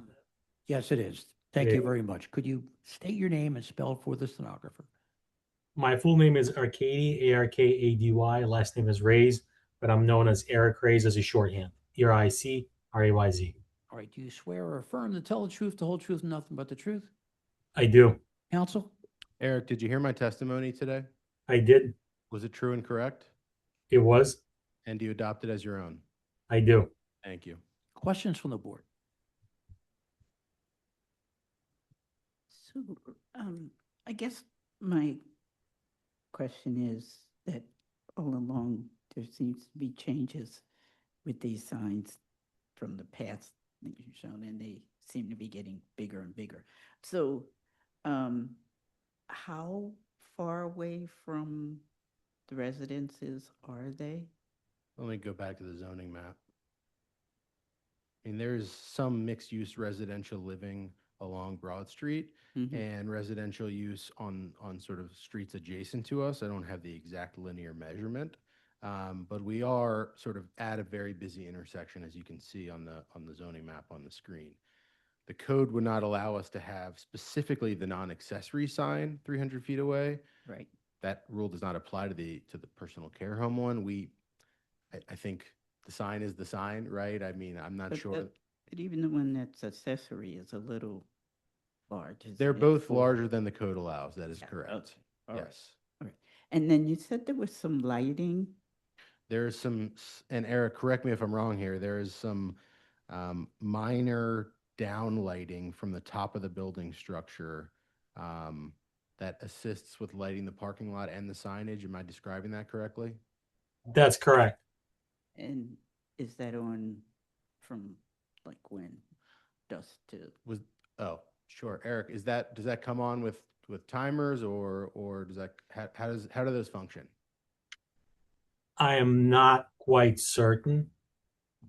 But I think that there is a timing device that operates based on whenever the time changes to whenever it becomes dark. Gotcha. Okay. And how are these affixed to the building? Eric? I believe that there are specific screws that affix them, but I wasn't present at the installation, so I think it would be difficult for me to explain anything more than that. Yeah, it's like a lightweight mesh material, Mhm. and if I can zoom in here, you can kind of see it.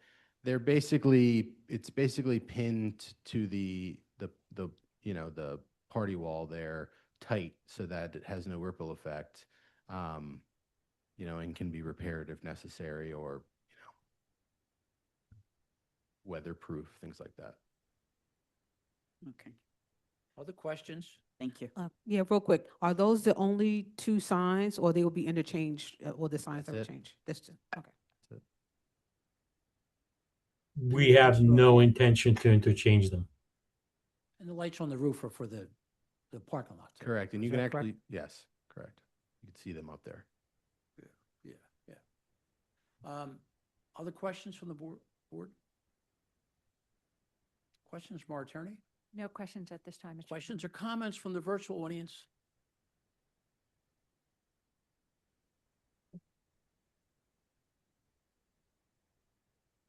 Any hands?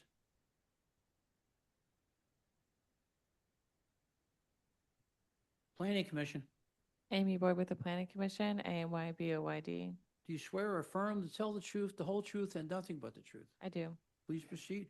The comprehensive plan recommends no change in zoning at this location from the existing CMX 2.5 commercial mixed use.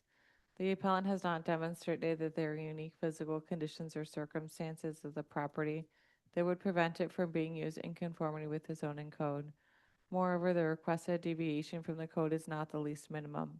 The Planning Commission recommends that the board deny the requested variances for sign height, size, and proximity to residentially zoned properties.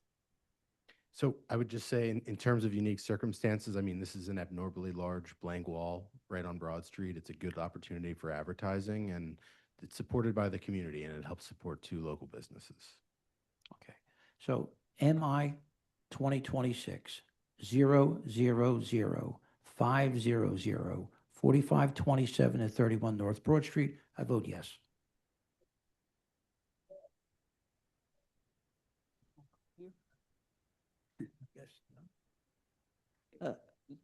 Cheryl Gaston, my vote is yes. Tanetta Graham, my vote is yes. Ryan McAdams, my vote is yes. Layla Beebe, my vote is yes.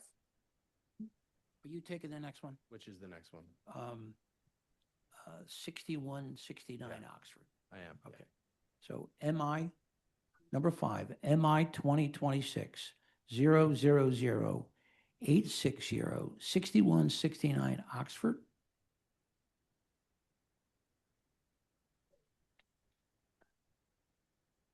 Mr. Goldberg, could you, you've already been sworn, but just state for the record your name? Alex Goldberg. Mr. Goldberg, could you identify your client in relationship to the property? Sure. My client is a tenant of the property. It is called United Automotive Care, and its representative Adnan Kadri is to my left. Our vice chair has a few questions. Good afternoon. Have you submitted your documents and exhibits for this case 5 days in advance of this hearing? I have. And do you waive the reading of the refusals and stipulate to their accuracy?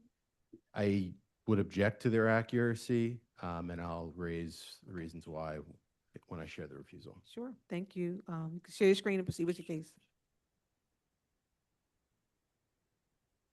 Okay, so another triangular parcel in Northeast Philadelphia. We are seeking to legalize kind of an auto sales use here and personal vehicle repair. The reason why I objected to the refusal, and I'll go to that now as I go to full screen, is because we are seeking a refusal, or we're being asked to seek a refusal for the personal vehicle repair and maintenance on this lot, which is zoned RM1.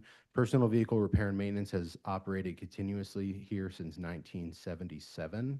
There is an active motor vehicle repair license on the property that my client holds, which is the zoning for that is a prerequisite of the license. So I don't agree that we need to seek that variance. It is what it is. The other variance, we understand and accept that we do need to seek it, which is for personal vehicle sales and rental. My client has a successful used car sales business in South Jersey.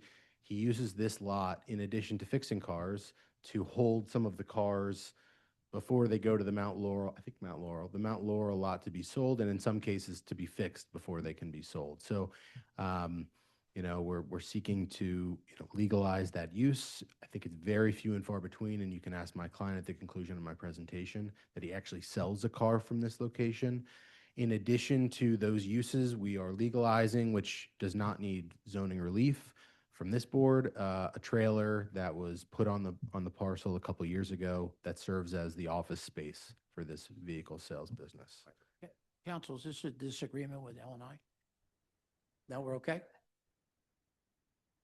Okay. All right. I do thank not, you. no. So this is the RCO letter. We met with Borough Hometown Watch, which is also kind of the 53rd Republican Ward. It was a pretty well-attended meeting. There was no one in opposition. There were some members that were in support of a proviso of 3 years. I will say my client has operated here since the mid-2010s. He has a current lease that takes him through 2029 with options to extend on a yearly basis beyond that. The RCO asked for a proviso for a temporary permit to reflect those 3 years. What I would say is, if the board chooses to adopt temporary variance, I would ask that it not apply to the personal vehicle repair and maintenance, because again, I believe that we are legally operating as such. And I would ask for the board to approve at minimum a 5-year temporary variance, just based off of the time and expense my client has gone through to get here, which included an expediter that ripped him off before he got to us. And he's been operating as a responsible business operator with the necessary licenses to fix cars for a decade about. So that's the RCO letter. It was a positive meeting. Most of the people in the meeting were like, "You actually fixed my cars. We think you're doing a great job." Here's the 1977 zoning permit that says, auto repair and rebuild and repair transmissions in the description there. It's a 1-story masonry structure. Here is a tire dealer license that is also on the property, but at this time, my client does not sell tires. Here is an About Us section of his business. They are a car dealer in Bridgeton, New Jersey. They are very well reviewed.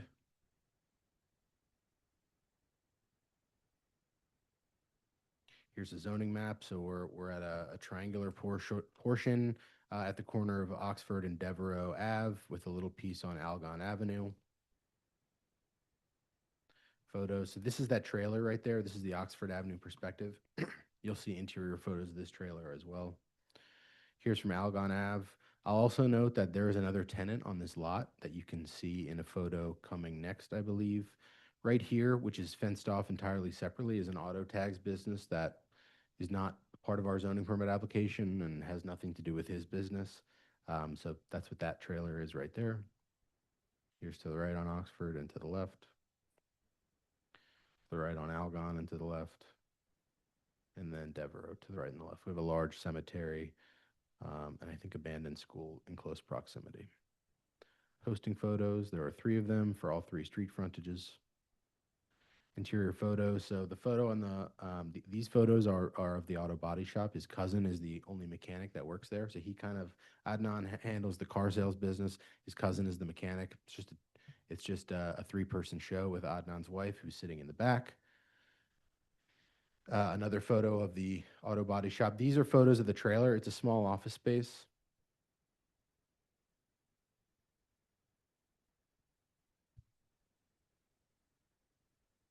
Plans and drawings. So here's the site. This is the sort of auto body shop building structure. It's about 1,500 square feet of floor area. There's 3 garage doors, storage, bathroom, office, and waiting area. And the scope of his work is engine work, transmissions, and suspensions. The trailer, which is identified here as Building B, is 12 by 40. It's a waiting area and 2 offices. And this is just for the auto sales use. And then this other trailer over here, also 12 by 40, is the one that is occupied by a different tenant. This trailer was installed sometime between 2022 and 2023. The hours of operation are 9:30 a.m. to 6:30 p.m. They're closed on Sundays, and their dealership in South Jersey is 10 to 6, closed on Sundays. The exterior of the building structure is cameraed up. They have commercial trash pickup once per week. If there are any bad tires to pick up from cars he's worked on, they have those picked up separately by a responsible operator. And that, zoom out here, is the zoning plan. Here's the floor plan. So this is the garage. No work proposed to any of this. Then here's the floor plans of the trailer, just 3 small rooms.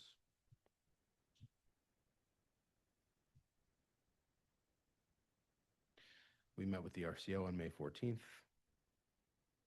Notified 11 properties, not a very dense area, but the meeting was well attended. The lease for the property.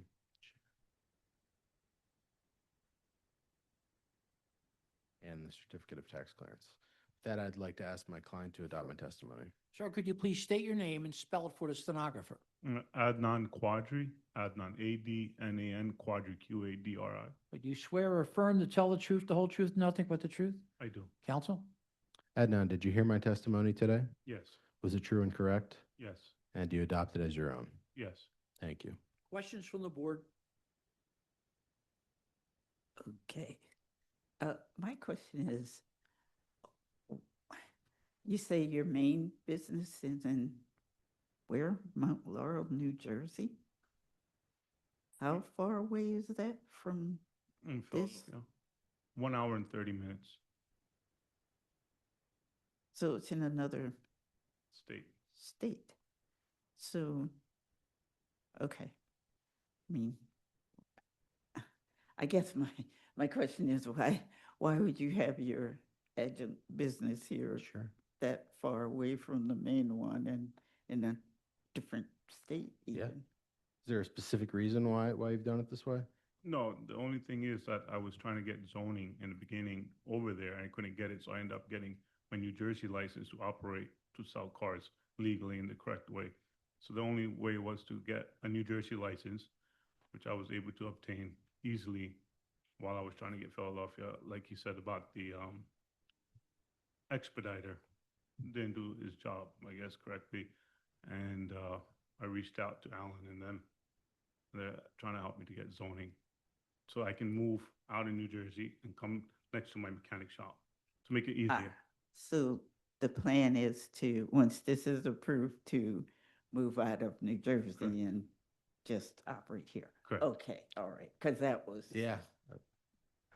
That's my first question. What's the timeline for that? What's that? Meaning, is that the long-term goal, or like, are you planning to close down the New Jersey location if you're able to get this variance immediately? Or? Yes, immediately. Okay. And then what kind of things are you doing at this facility, and how will it change if you get rid of the other? So you're going to sell cars.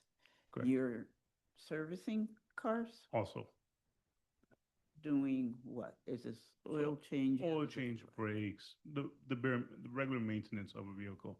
There's no body shop, nothing going on. No body shop, no body paint. No fenders, paint, no spray nothing. painting? No, nothing. None of that? None of that. Okay. Yeah, only repairs. All right. And that's for, and are these cars that you are selling, you're going to use this as a sales lot as well? Is that what I heard? Yes, Okay. And are these new cars, used cars? used cars. All right. Okay. Fairly new, but 5 years is a plan of the cars. All right. And what kind of surface are we talking about for this lot that we're seeing? Asphalt, It's asphalt? black asphalt right now. Uh-huh. Drainage? Drainage there. There is drainage? Yes, there is. Okay. All right. Okay. Thank you. Other You're welcome. questions? Questions from our attorney? None at this time, Mr. Chairman. Counsel, should we split like they're saying, or then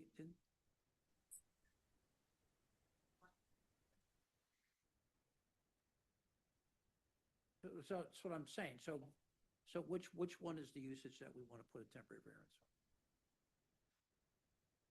Yeah, I mean, we would prefer no temporary at all, but if the board is inclined to grant it with, Didn't you say 5 years? at a, yes. So sales?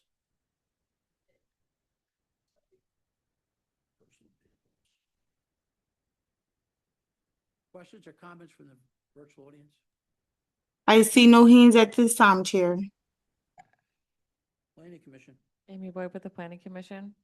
The comprehensive plan recommends no change in zoning to the existing RM1 residential multifamily. The property has a long-standing documented history of auto-related uses, including auto repair permit from 2014. The Planning Commission recommends that the board grant their proposed variances for personal vehicle repair and maintenance and for sale and rental. MI 2026-000-860, 6169 Oxford Avenue. I vote yes. Proviso, 5-year temporary variance that expires 7/9/31. Say this one more time. Personal vehicle sales and rental as a proviso. Did he ask for rental? Is that what he wanted? It's the same category, yeah.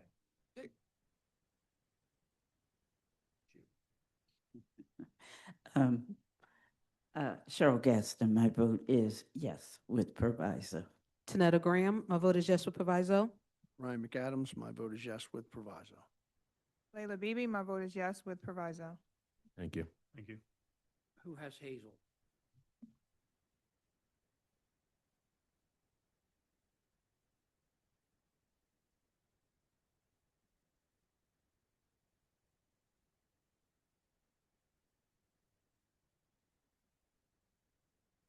Good afternoon, Mr. Knockupson. Could you please state your name and spell for the stenographer? Alan Knockhamson. I mean, everybody knows, but just for the record, spell your name. I mean, Alan, I A-L- know who you are, but Alan, A-L-A-N, last name Knockhamson, N-O-C-H-U-M-S-O-N. do you swear or affirm to tell the truth, the whole truth, nothing but the truth? I do. Could you identify your client, a relationship to this property? So my client to the left of me is Kenneth Glover. Behind me, or behind him, is his mother, Marcia Glover. Okay, our vice chair has a few questions. Thank you. Good afternoon. Have you submitted your documents and exhibits 5 days in advance of this hearing? Yes, we have. And do you waive the reading of the refusals and stipulate to their accuracy? We do. All right, thank you. You can share your screen and proceed with the case.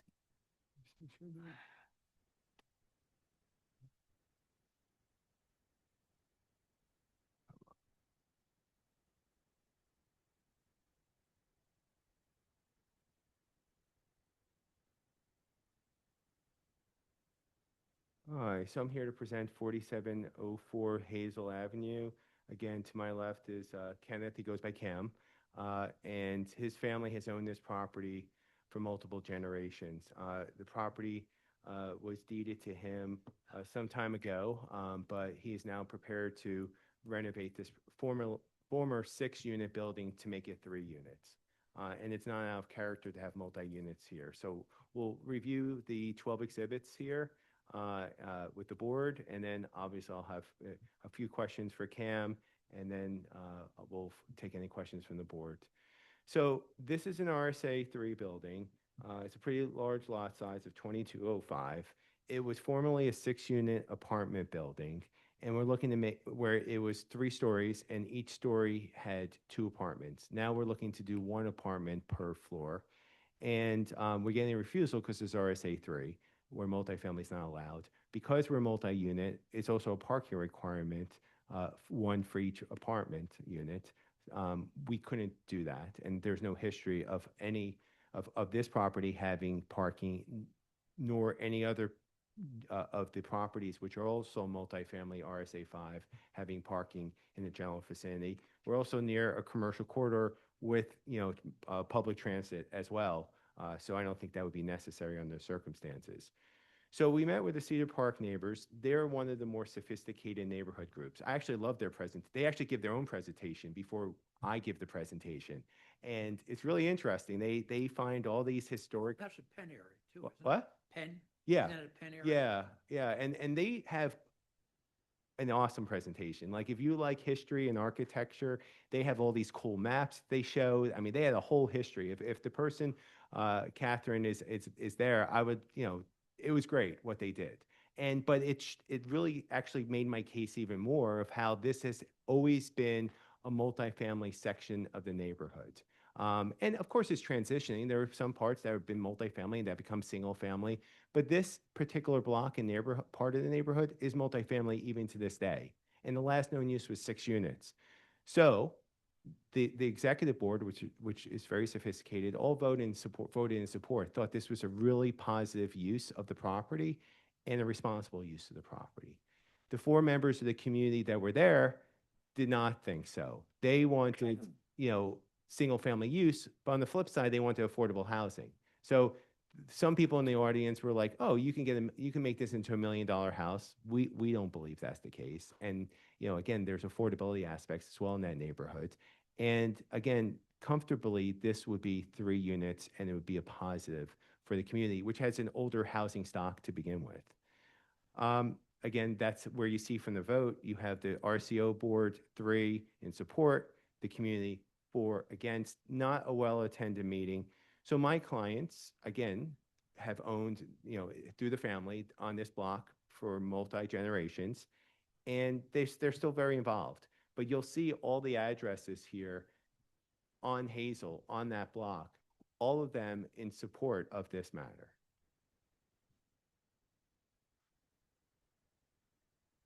And then again, I want to show you from a property history perspective, the last known use was 6 units, again, 2 per floor. We're looking to do 1 per floor. And then not out of character either. And again, I believe that these are only properties which have rental licenses. So we're not showing you they're being used as multifamily and they may or may not have a rental license. These are properties in addition to ours, which have not just a history of multifamily use, but have rental licenses for multifamily use. In addition to 4704, which is our property, 4700 Hazel, 4701, 02, 08, 12, 13, 17, 18, 29, 30, 32, 34, 35, 36. So there are 14 other instances just on this block that are multifamily in nature. And then the property, which is right next to us on Hazel, is a mirror image of what we're expecting to do there. It's 3 units. There is basement living, but there is an exterior set of steps, which we have as well, which we would use. It's multi-level on the first floor and the lower level.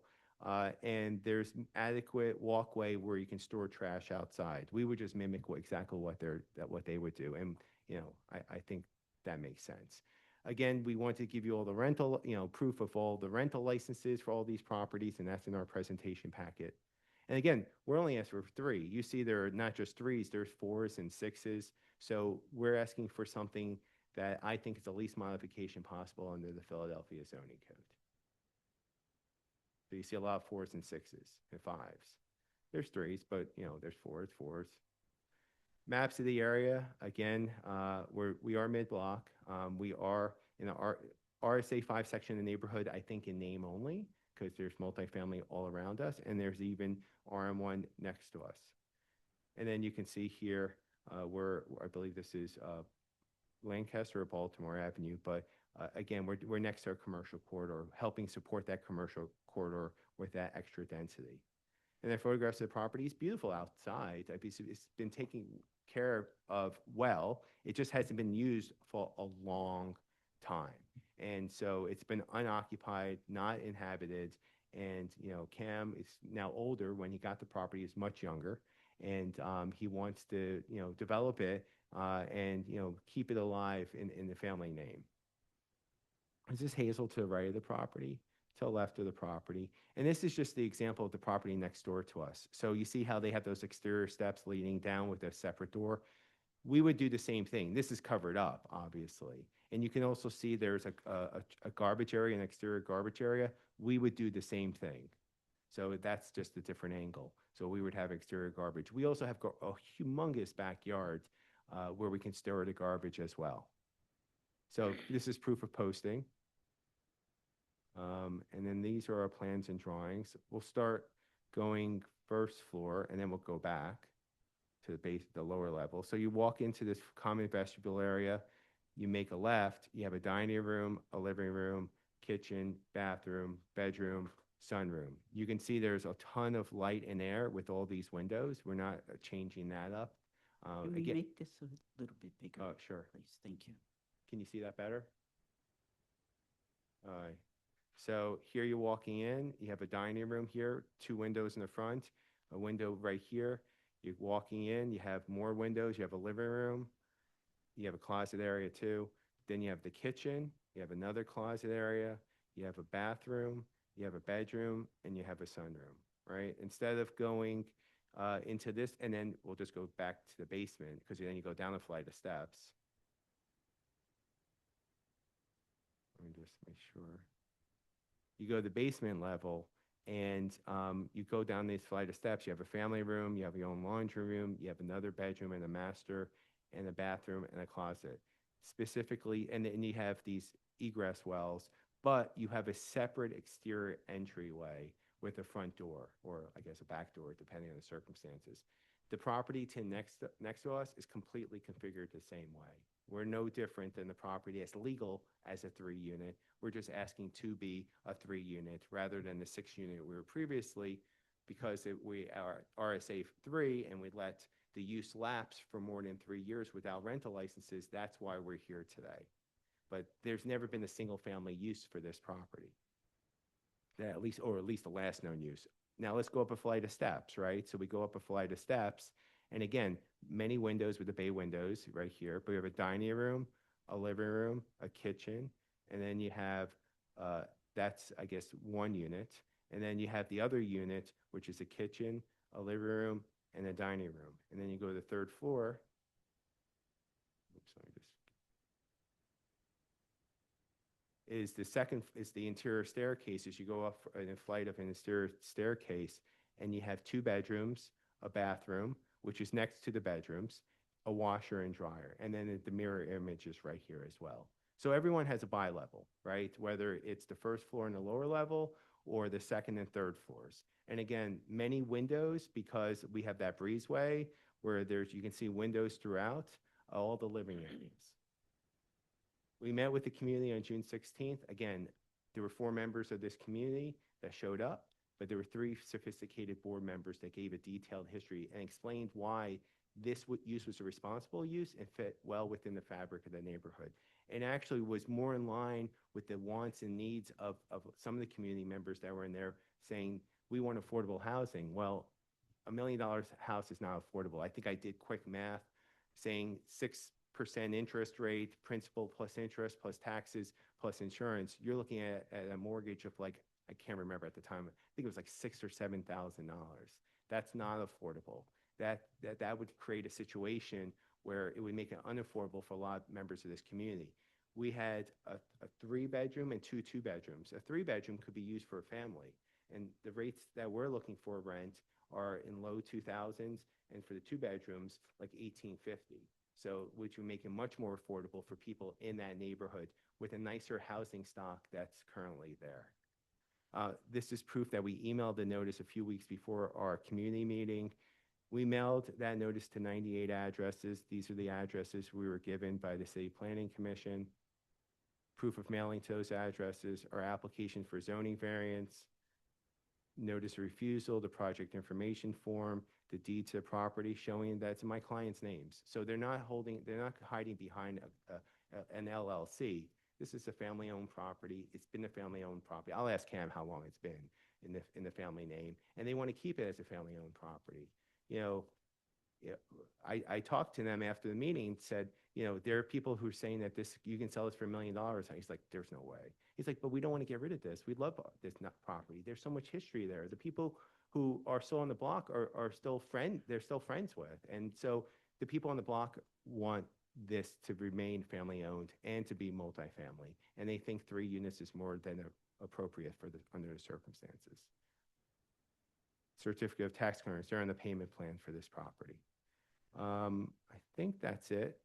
I would ask that Cam be sworn in. Sir, could you please state your name as spelled for the stenographer? Kenneth Glover, Kenneth, last name Glover, Glover. Do you swear or affirm to tell the truth, the whole truth, nothing but the truth? Yes. Counsel? Cam, you heard everything I had to state today about your zoning matter. Yes. Is it true and correct? Yes. And do you adopt it as your own testimony? Yes.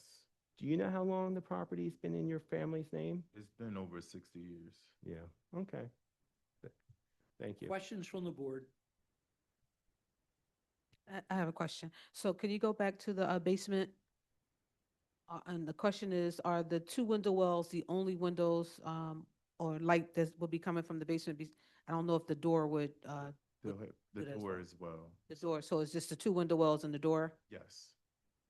It mimics the property right next door. And that's not the way that the first floor tenant would enter their apartment, right? That's just the way that they can. No, that's just another Egress. way to exit. Okay. Yes. Yeah, I'm going to see if there's any photographs of that alleyway. I don't see any good photographs from our direction, so.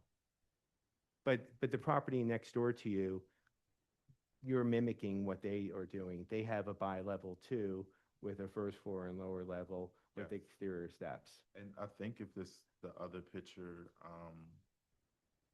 that one. Wait, there's windows right here. Yeah, where you see the railing, that's actually the door. I just had that covered so no one could go down there. But it would literally mimic the property next door where they would have an entrance a way to get out. The door is going to be there, and then it will have another window lateral to parallel to the one next door. I'm sorry. And you do have windows. It's just they're window wells, so there are built-in windows, 2 windows down there. Yeah, it's just you can't see from the picture. Yep. And the twin house is are they in support of what you're trying to do, as well as the other house on the to your left? On your left. So the house directly next door, I spoke to the program manager because it's actually a program now. I couldn't get in touch with the owner, but the program manager was in support. And the other side? And the other side, yes, absolutely. Thank you. Other questions?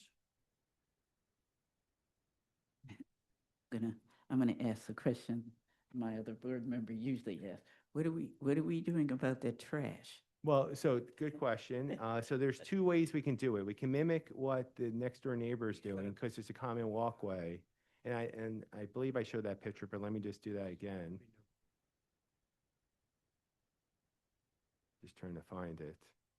Yeah, I saw that. Oh, right there. Well, you can see it from 2 angles. There's a 3-foot common walkway between the 2 properties. They have a trash area towards the front that's enclosed. This is the different angle. We would do the same, but we have a huge backyard. We have a backyard, I think the open area, the rear yard, like around, let's see, it's 20 feet rear yard. So it's like 500 square foot rear yard. So we can put that in the back, but we would agree to a proviso, trash stored outside. Other questions? Questions from our council? No questions at this time, Mr. Questions or Chairman. comments from the virtual audience or this audience here? Yes, Chair. I have a hand up by Kathy Dowell. I'm going to allow them to speak. Okay.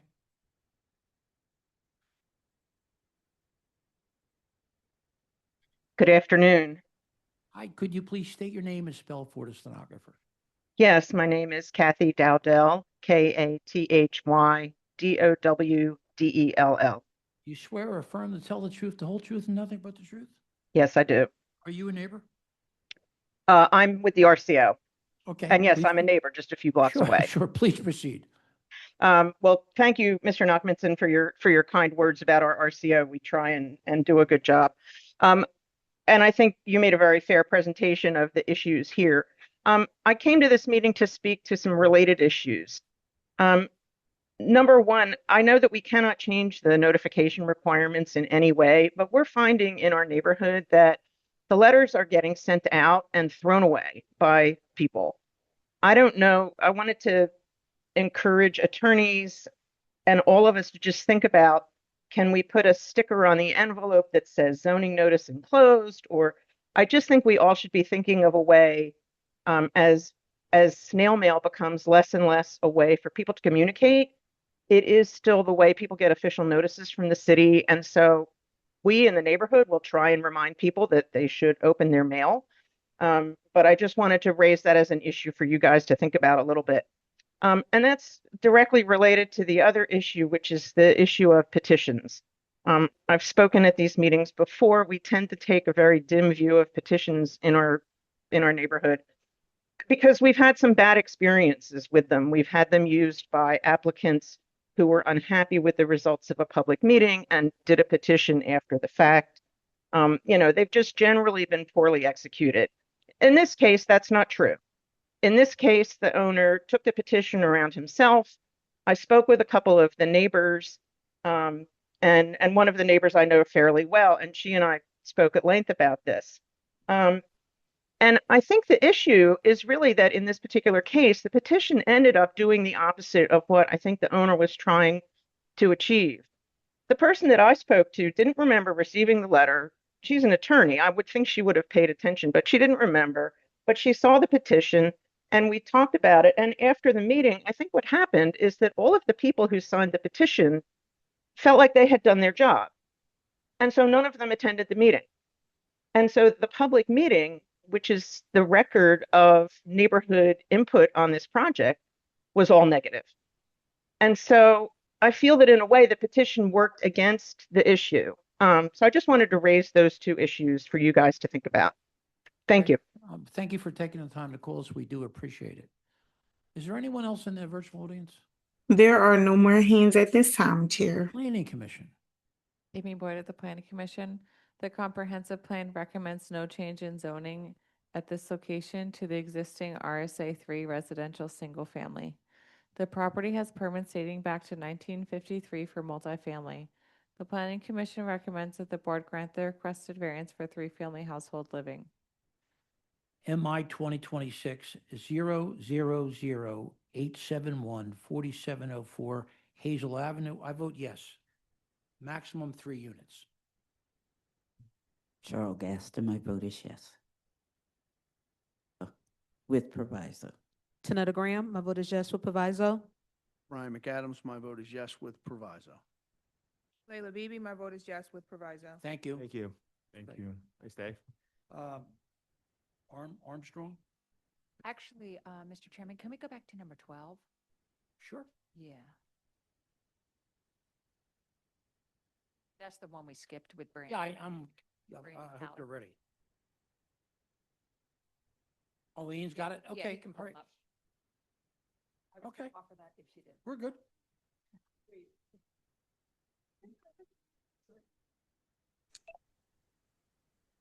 Hello. Hi. Good afternoon. So do me a favor, just please state your name again. And so the court stenographer knows this is MI 2026 001 496 3245 North 27th Street. Brandy Tolly, Brandy Brandi I Tolly. think I already swore you in. Okay. Our vice chair has a few questions for you. We Okay. already did that, so you can start your presentation. Ian, Ms. Talley, were you able to arrange your documents so that they can be shared on your device? Yes. Fantastic. Okay, you go ahead.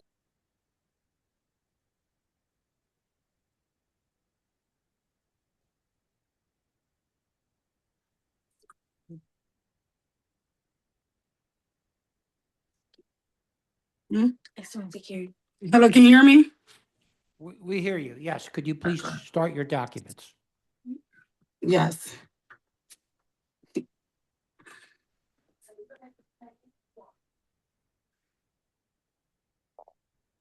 Okay, I'm here today because I 3 years ago was given a proviso. And I'm here today because within them 3 years, I was I gained more clients, and I'm also able to give 20 children in the neighborhood free childcare, and we was also zone number 1 in Upper North Philadelphia as childcare. So I want to continue to give back to the community by giving 20 children, no matter the income, which is the program called PHL Pre-K. I'm the only one in the neighborhood that's offering this program. So I wanted to continue to give that to the children. So I'm here to ask for permanency. Can you guys see the pictures? Hello? So what, yeah, we're here. So why don't you start showing us what your program looks like here? That's why I was asking, can you guys see the pictures? Yes, why don't you start over? We're not seeing it right now. Okay, you can see them? Yeah, we see a play area.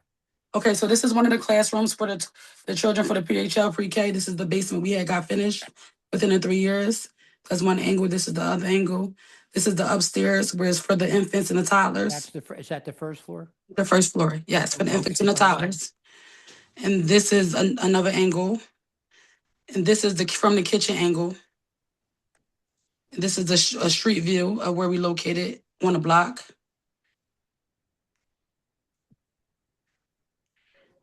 And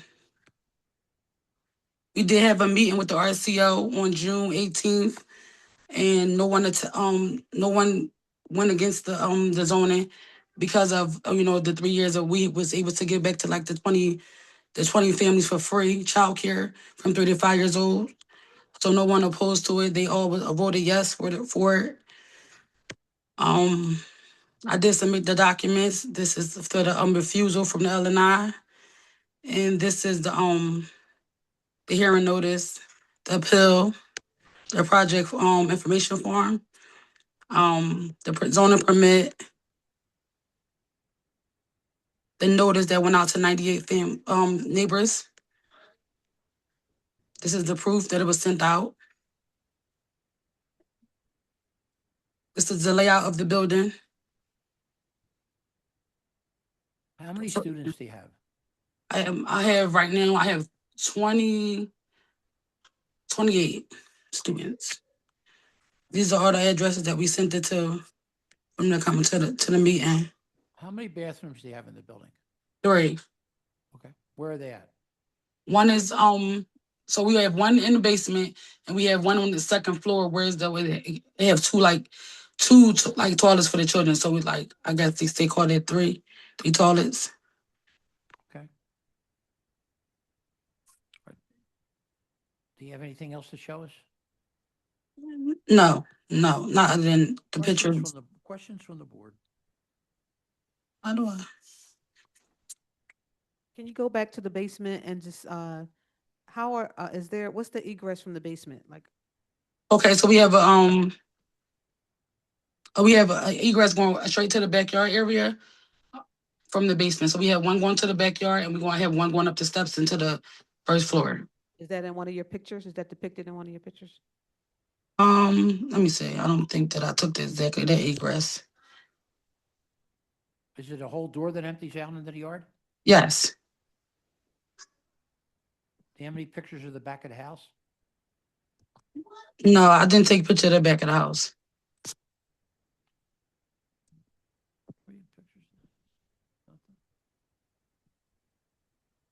This is the basement. So this area, we say exited because we had to get a fire system. So we had to get a whole fire system for the whole building. The building has been utilized as a child care center for the last 3 years. So we have to. Is that door there the exit to the backyard? No, that's the exit to the utility room, the closet, but the exit to the backyard is right there where you see the exit sign, and it's pointing to the exit to the backyard. Right, and it's that same kind of door? Yes. Like an outside metal door. Other questions? Okay, always with these childcare centers, I go through the fire code issues, which are of concern to me when it comes to kids. So you mentioned that you had to put in a higher hardwired smoke detection system with the alarms. They have the strobes and there's a horrible sound that those systems make, but you had to put that in, Yes. correct? So I didn't really have to do that, but when I was like thinking about becoming like the center, I said, let me just implement it in there because I may need it anyway. So I just got the whole building hardwired. Yeah, as a center, you're gonna, yes. And you have the two means of egress from the property, correct? Yes, on the first floor and the basement, two Okay. egresses. And then one of those doors is one that has the panic bars, so people don't have to reach for knobs and things. It has the panic bar that you can push to get out, correct? I'm sorry, you said what, panic bar? Yeah, that one of the doors, the exit doors has the panic bars. That's one of the things that they ask for. Okay, who asked for that? Because I didn't never read that. But this is part of the fire code kind of issues with properties like this where you have young people who are not necessarily capable of self-preservation. So there's some extra requirements to make sure that in the case of some kind of fire or emergency, that they can easily get out. Okay. So usually there's the request that you have like at least one door with the panic bars, all right? And you have the emergency lighting. Yes. Okay, all right. So that is also one of the things that they ask for. And then what age children do you have? I have infants until 12 years old, to school age. Okay, and where are the little ones? On the Where first are floor. they? They're on the first floor. Okay. Yes. All right. And you said you had the bathrooms, but where are they? Like One is in the basement for the preschoolers and the school age, and one is on the second floor for just in case for this my teachers as well as if they need another bathroom to use. Okay, so the younger children, they're on the first floor. Is there a bathroom on the first floor? Or is So there- they don't use the younger children that are on the first floor.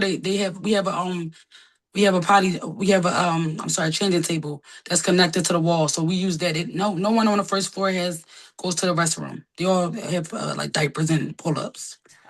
Okay, all right, gotcha. All right, thank you. Other questions? Welcome. Yes, I'm sorry. So the RCO asked for a couple of provisos, providing your operating days and hours. What days you operate? So right now we're operating from 6 a.m. to 11 p.m. 6 to 11. And also, are you amenable to trash storage in your rear yard? Yeah, so we have trash storage in the land in the basement. It's coming out the basement egress, like right there where the basement egress is. There's a land that we have a commercial trash can right there where we do the trash. All right, thank you. Other questions? Questions from our attorney? Not at this time. Questions or comments from the virtual audience, the current audience? I see no hands at this time, Chair. Planning Commission. Amy Boyd with the Planning Commission. The comprehensive plan recommends no change in zoning at this location from the current RSA 5 residential single family. The proposal is consistent with documented prior use. The Planning Commission recommends that the board grant the requested variance for childcare center. MI 2026 001 769 1313 North 22nd Street. I vote yes with proviso. Trash stored outside. Also proviso certificate of occupancy to be obtained. Cheryl Gaston, my vote is yes with provisos. Tanetta Graham, my vote is yes with provisos. Ryan McAdams, my vote is yes with provisos.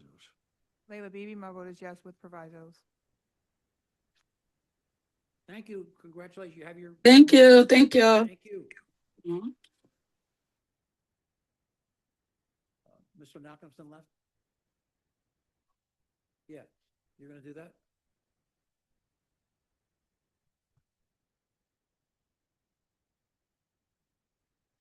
MI 2026-000-960, 551 Armstrong Street.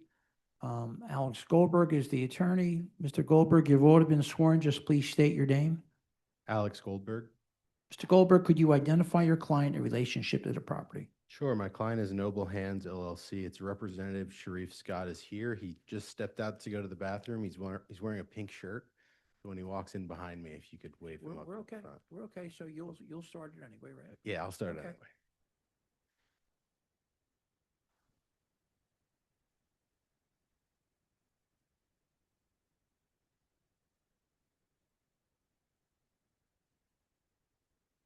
Waiting to be promoted. Oh, there we go.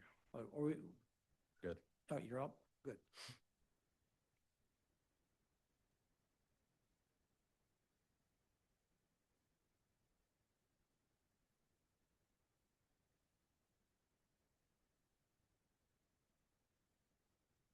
Okay, should be able to see my screen now.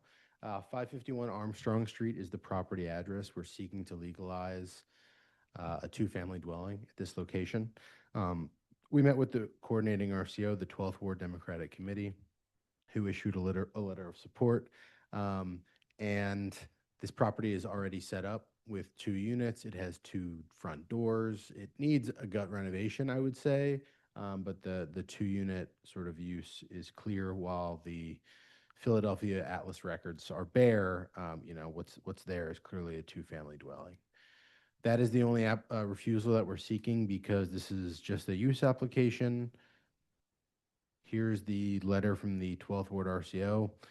There were no community members that attended. I believe that is because we are almost entirely surrounded by large apartment buildings.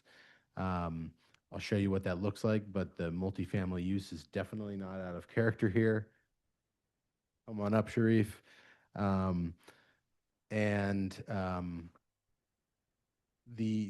in close communication with the adjacent neighbors of the property, who are also in support of this application. There were three provisos that the RCO asked for, which we have no objection to. No living in the basement, trash in the side yard, and mail delivered through the mail slots. So we have no objection to those. Here's the zoning map. A lot of multifamily development has occurred here over the course of the years, almost all of which has the same zoning as us, which is RSA3. So those have been approved by way of variance. You can see here, like, it's almost as if we're surrounded on all 3 sides by apartment buildings. You have 2 twin apartment buildings right here to our right. You have an apartment building directly behind us, and you have an apartment building directly to the left of us. So there's a lot of density. Most of that density, I would say, faces other public streets, with the exception of this building that's directly to our left. And there are 2 twin structures that are directly to our right, but we're entirely standalone structure that is adjacent to parking for the apartment building that's behind us. Existing utilities, 2 utility meters, 2 electrical boxes. You'll see that there are 2 kitchens as well. Here's the front of the property. You enter up these stairs right here. The building is built slightly above grade. One of the units enters directly off of this front porch, and the other unit enters in that side yard area. This is the rear of the property. This is that side door entrance right there for one of the units. The property is actually street to street, so we have frontage on West Clarkson Avenue. There's a garage back there, which will be owner storage only. Tenants won't have access to that. This is to the right of the property, one of those apartment buildings, and you can see the other one there. Here's to the left on Armstrong. We're sort of at a weird dead end corner of the neighborhood here. This is Clarkson behind us. Our 2 postings for our 2 street frontages. Here's the interior photograph, so you can see that the property needs a lot of work. It's not in shell condition, but it will be if we're able to get this approved so that we can do a full renovation. Here's one of the kitchens.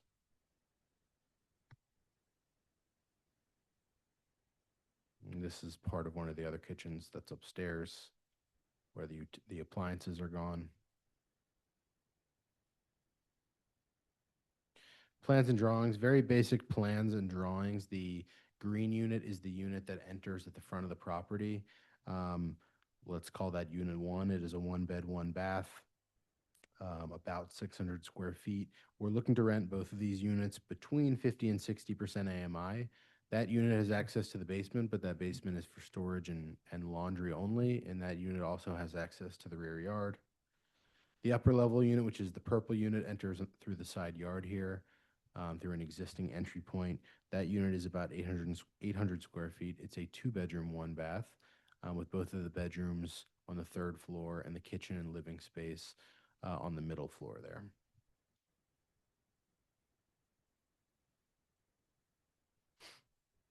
Here's the RCO meeting notice. We met with the RCO on June 16th. 49 properties were notified.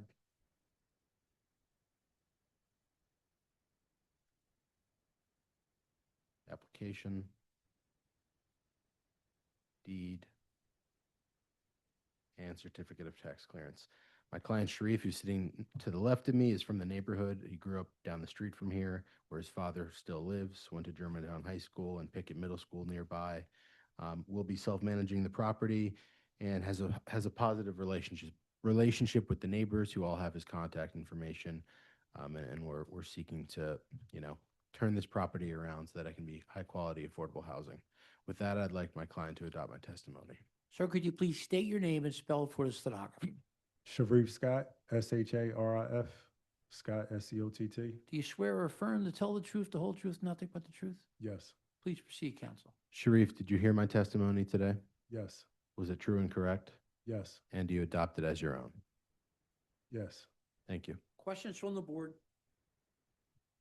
Yes, so the RCO recommended some provisos, no household living in the basement and trash stored on the side yard. Is that amenable? Yes.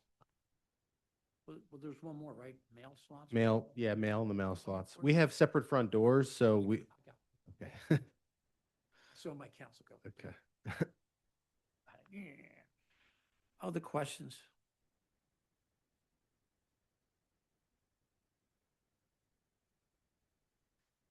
Questions from our attorney? None at this time. Questions or comments from the virtual audience? I see no hands at this time, Chair. Planning Commission? Amy Boyd with the Planning Commission. The comprehensive plan recommends a change in zoning at this location from the current RSA 3 residential single family to ICMX industrial commercial mixed use. The property has a long-standing apparent internal configuration as multifamily. The Planning Commission recommends that the board grant the requested variance for 2-family household living. MI 2026-000960, 551 Armstrong Street. I vote yes with proviso. Trash stored in rear yard, no basement living. Cheryl Gaston, my vote is yes with proviso. Tanetta Graham, my vote is yes with proviso. Ryan McAdams, my vote is yes with proviso. Layla Beebe, my vote is yes with proviso. Just as a point of clarity, the request from the RCO was trash in the side yard. That's what, I said side yard, didn't I? Oh, I thought I heard rear yard, but No, I think I said side yard. Nope. I said, okay, trash stored in the we'll side we'll yard. do either one. I don't think either one's an issue, so. I think it matters, but. Okay. Cool. Okay, Thank you.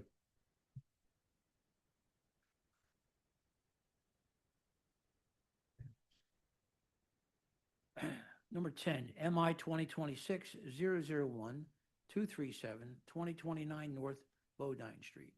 Alan Knockhamson is the attorney.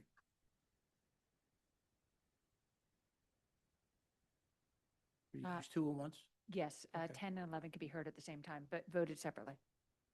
10 and 11, right? And number 11, MI 2026-001-344, 2031 Bodine Street. Al Knockhamson is the attorney. Mr. Knockhamson, could you state your name and spell for the stenographer? Alan Knockhamson, A-L-A-N, last name Knockhamson, N-O-C-H-U-M-S-O-N. Could you identify your client in relationship to the property? Yeah, my client is Maestro Home LLC, and in the virtual audience is its representative, Ghazi Ada 7. Our vice chair has a few questions. Good afternoon. Have you submitted your documents and exhibits 5 days in advance of this hearing? Yes, we have. And do you waive the reading of the refusals and stipulate to their accuracy for both cases? Yes, we do. All right, thank you. You can share your screen and proceed.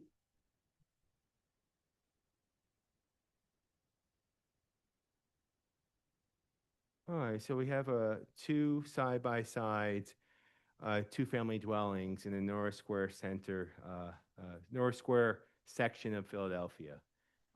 You'll see 9 exhibits during my presentation, and at the conclusion of it, I would ask that Mr. Adasevin virtually raise his hand. The refusals are the same in that we have two, oh, there you are. There you go. I didn't see him. We have 2 RSA 5 properties. We're seeking to do 2 duplexes, and we have 2 refusals. One is for the use, and the second is for the de minimis request for for occupied area of a certain respect. You'll see we're on a block where we are hugged by all industrial properties, and we have overwhelming community support for this project as well. So unanimous support both from the RCO committee as well as the community at large. So we had 20 votes and 20 votes in support of these projects. You'll see the letter here. We did make 2 commitments, and we are signing a community benefits agreement with this group. We know this group very well. In Norris Square, obviously, like most parts of Philadelphia, there's an affordability crisis. And Joe is an affordable housing developer, and he's made a commitment to have one unit in each structure at 40% AMI over the course of 10 years from the date of the certificate of occupancy. And he's made that commitment in writing. Joe's a well-regarded affordable housing developer. He's done projects throughout the city, including Mantua, and does a lot of good community relations with those communities as well. We also have a letter of non-opposition from the district council member Lozada for both projects. And then maps of the area. This is what I was talking about. We're in the middle of a row of these RSA 5 properties, but you'll see there's ICMX all around us. And I wanted to take a picture of this as well from the city's website, but you'll see that these single-family homes are kind of like on an island. It's like this is like a tire storage area. There's some industrial trucks that surround us. So it would not be something that you would expect to have single-family homes near. And so having this multifamily, allowing it to be 40% AMI for 2 of the 4 units was something very appetizing to the community. And, Joe's made that commitment in writing.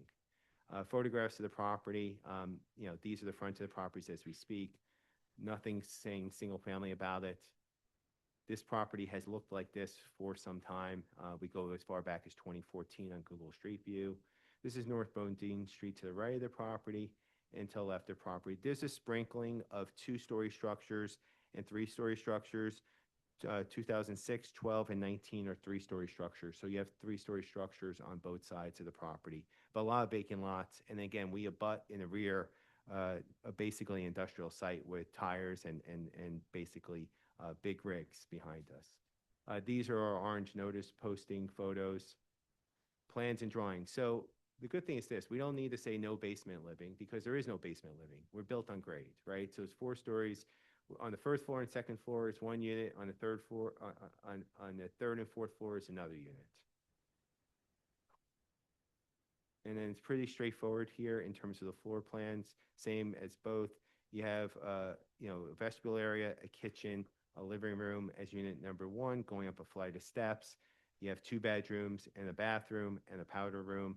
Instead of unit number 1, you go all the ways up to the 3rd floor. You have a living room, a kitchen, an office, a bed, and 2 bedrooms, and then the bathrooms are right next to the bedrooms. And then there's a roof deck as well. Again, very well attended meeting. We've worked with this group a lot. They're a good group to work with because they do more than just zoning, but their mission is really to provide affordable housing to their community, and they were appreciative of that. And we talked to Joe about that. We said, listen, if you're going to build in this community, especially from a variance standpoint, you're going to have to give affordable units. And he's made that commitment, not just like at 80% AMI, which is also deemed affordable, but at 40% AMI. where the rents are more in line with what that neighborhood would expect. And he's also a certified PHA landlord, so he also takes vouchers. So we're talking about 40% AMI, and then the renters would even just take a fraction, will only have to pay a fraction of that as well. This is our proof of mailings, along with the email that was sent to 114 addresses that were here. Proof of mailing to those addresses are for both properties. Our applications for appeal for both properties, along with the notice of refusal for both properties, and our application for zoning variance, along with project information form and notice of refusal. And then, showing that Maestro Homes is the owner for both of these properties. And then finally, the certificates of tax clearance. I would then now ask that, Out of curiosity, how tall, how high? 38. Oh, okay. Yeah, so it's in line, and it's a flat facade too, so we didn't want to put bay windows. We wanted something that was handsome and more in line with what you would expect. Right. So, Sir, could you please state your name and spell for the stenographer? Should I push the button? Oh, this one. you're good, you're good. It's fine. It's lit. Okay. My name is Gaza Ataseven, Gaziatasevn, representing the Maestro Home. All right, do you swear or affirm to tell the truth, the whole truth, nothing but the truth? Yes, I do. Counsel?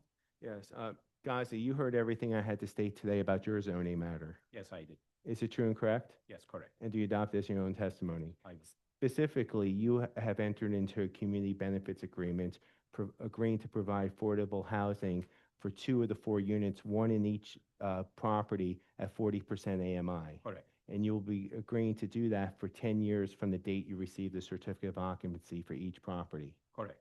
All right, thank you.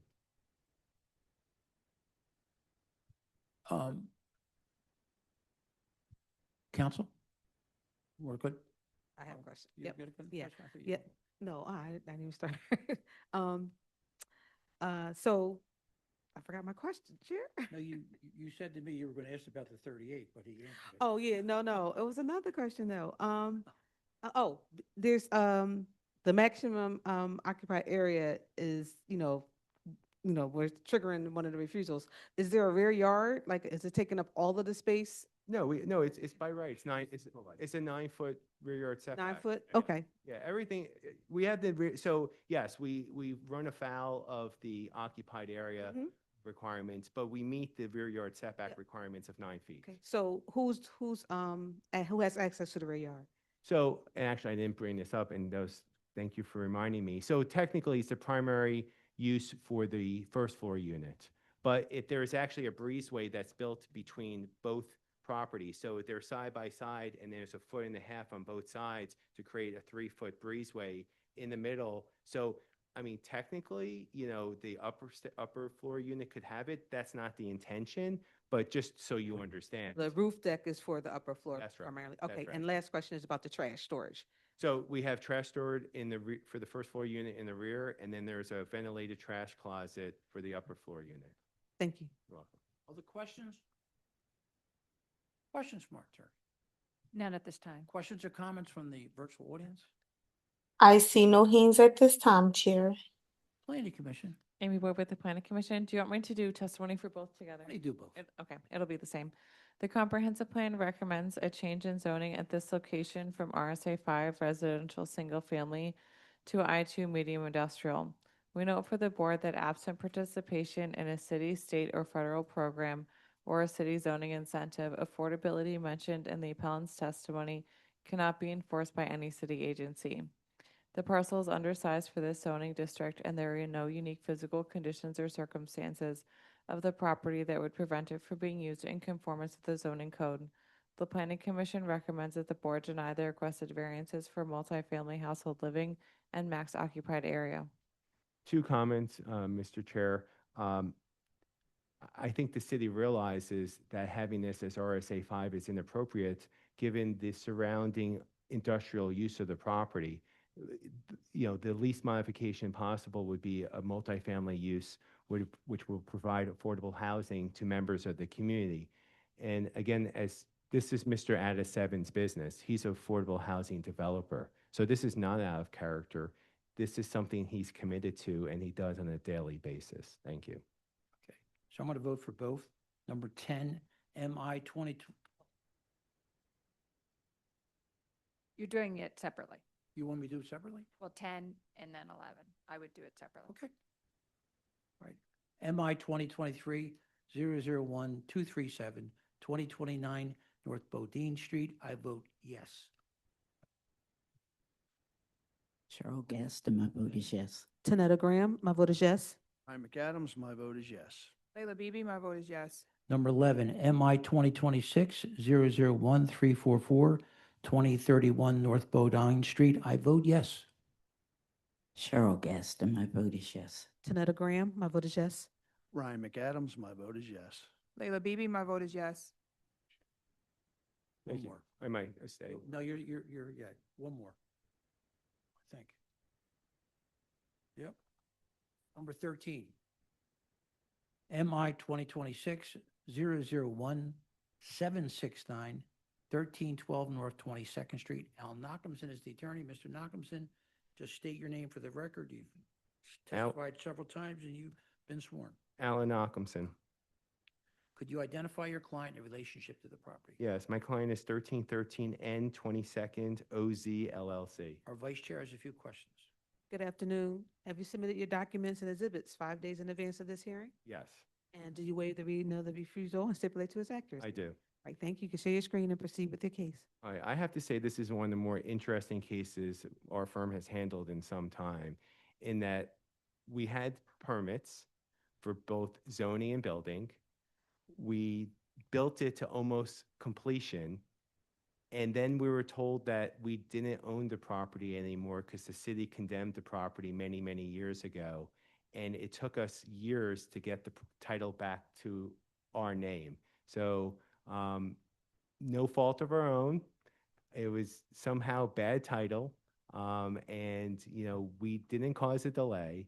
And this was a by right project. And we'll show the 12 exhibits, and I'll have Patrick Campbell of the corporate entity to testify to this. But it was a by right project for a triplex. And I feel like we keep going to Brewerytown Shoreswood and say, well, we never really do this, but we got to legalize these roof decks. And this is like literally the third case in like 3 months that we went in front of them. And I feel like a broken record, but I would have to say this is the most unique one. I've had clients buy properties where, you know, it's incomplete and they try to reactivate the permits and then they realize they're out of time. I have a client that bought the property, got a zoning permit, got a building permit, made a significant investment, and just short of completion, they were told they don't own the property anymore, and they had to halt the project. Then they had to go back to the city, beg to get the property back. They finally got the property back, but it was too late to reactivate the permits because we're out of time. So now we're trying to legalize this use, but because there's an overlay with the roof deck, which was allowed previously, we have to come back here. So that's, you know, that's basically the case in a nutshell. You know, we got overwhelming support. We did get one outlier in opposition. There's always, I guess, one in every room, but like, you know, this is no fault of my client. And this is a classic case of vested rights. You know, we, you know, detrimentally relied on the zoning. Well, how about this? We detrimentally relied on the fact that we owned the property. Somehow, because of a misfiling with the city, they didn't properly account for the condemnation, allowed us to buy the property, build a property almost to completion. So if anything, this is clearly a vested rights argument. But anyway, this has a long history of triplex use, which is, again, this is an RM1 property allowed as of right. Again, we you know, based on the estimate of the commercial building permit, we spent almost $500,000 on this property to date. Just for construction, not the actual acquisition of the property. And it's not out of character to have nearby roof decks, and we just gave you examples, you know, just showing that it's not out of character. Then maps of the area, again, the use is allowed by right. Photographs of the property. We even took interior photographs so you can see how close to completion we are. This is North 22nd Street to the right of the property, to the left of the property, and then you can see, like, we're there. And it's a shame that it's sat this long, but you know, that we got to dot our I's and cross our T's. And you know, this is the proof of our posting for today's hearing. And then these are the plans. we are 6 feet out of the ground. We're 2 feet 1 inches below ground. So clearly enough light and air for this property. And there is a slope as well towards the rear as well, but basically 6 feet out of the ground. And then just to show the floor plans, again,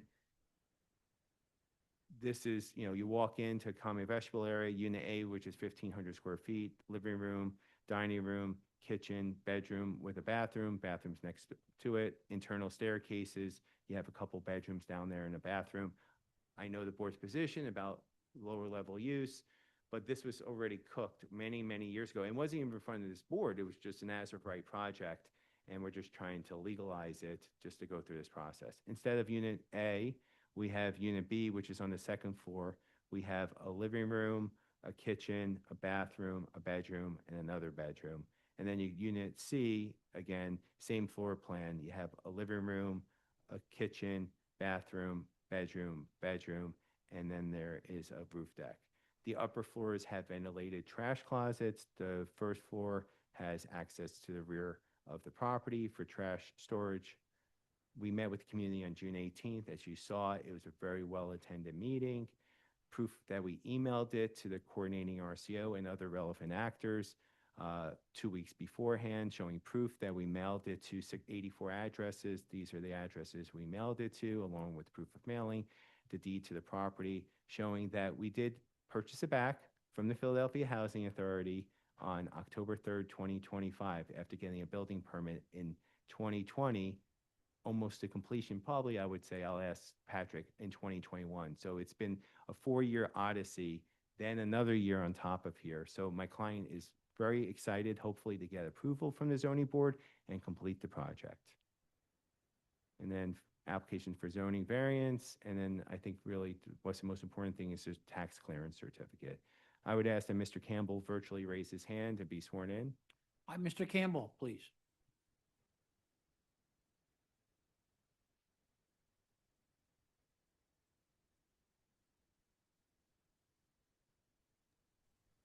Mr. Campbell, if you're in a virtual audience, please raise your virtual hand. Is it Patrick? That is correct. I'm going to promote him to panelist.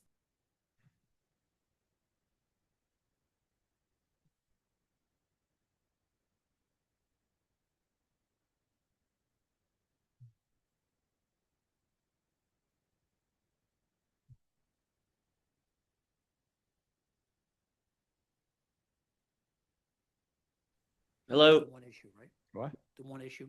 That's the only one issue, yeah. Sir, could you please state your name and spell for the stenographer? This is Patrick Campbell, Patrick. Campbell is Campbell. You swear or affirm to tell the truth, the whole truth, and nothing but the truth. Yes, I do. Counsel. Yes, Patrick, you heard everything I had to state today about your zoning matter. Yes, I did. And is it true and correct? Yes. And do you adopt this in your own testimony? Yes, I do.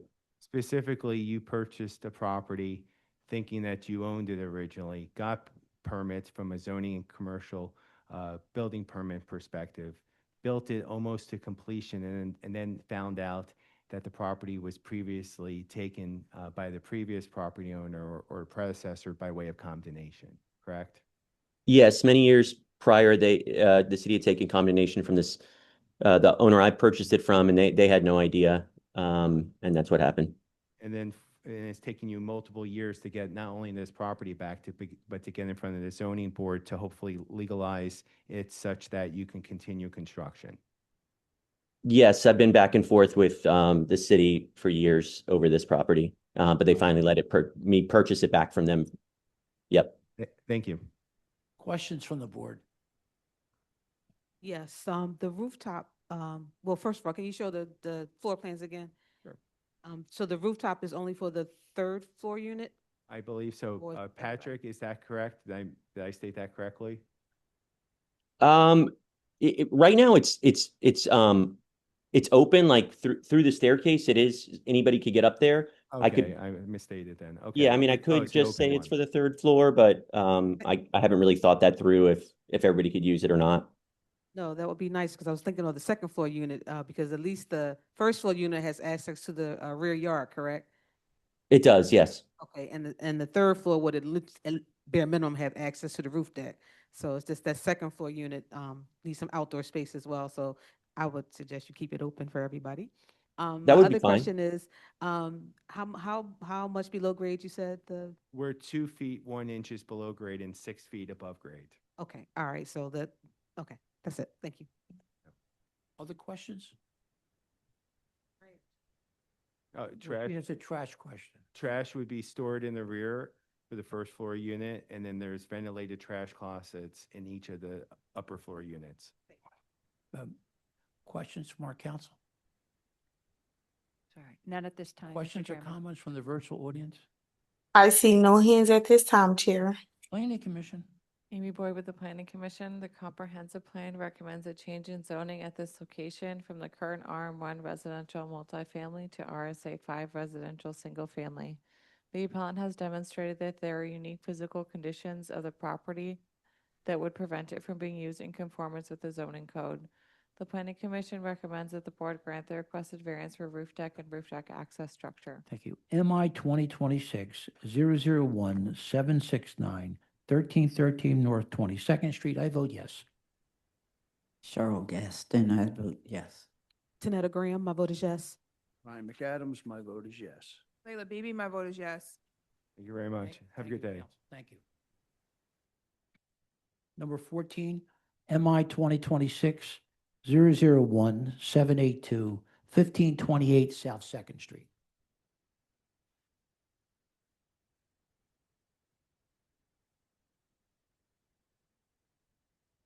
Meredith Furliger is the attorney.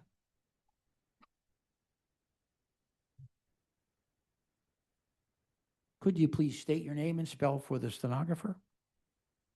Certainly. Meredith Ferliger, Ferleger. Do you swear or affirm to tell the truth, the whole truth, and nothing but the truth? I sure do. Could you identify your client in relationship to the property? Client is SKSK LLC, which is the owner of this property. And that entity is represented today by Kirk Shepard. And we do have a rather long letter of opposition. Our vice chair has a few questions. Good afternoon. Have you submitted your documents and exhibits 5 days in advance of this hearing? I did. And do you waive the reading of the refusal and stipulate to its accuracy? Yes, I do. All right, thank you. You can share your screen and proceed with your case.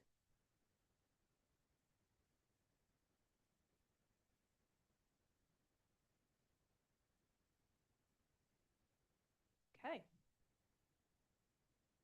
All right. Good afternoon, board members, and welcome new board member. Before the board today is 1528 South 2nd Street, which is in the Pensport neighborhood. The application today is to legalize 4 dwelling units in this property, which was lovingly known on the first floor as Dee's Pub for many decades. Specifically, there is no question as to the legality of 2 of the units. This request pertains to 2 other of the units. My client's mom owned and managed this property for many decades before her recent passing. Upon taking ownership in recent years due to her old age, Kirk quickly completed necessary cosmetic repairs to the property that you'll see in the photographs. It was only recent that he became aware of the zoning discrepancy, which is ultimately what brings us in front of you today. We were quite surprised, as I expressed to my colleague over there from Pensport, that we were quite surprised to receive a letter of opposition from them, and I will address that at the end of the presentation. We did provide tax clearance in your exhibits at Exhibit 2, as well as a copy of the deed at Exhibit 3.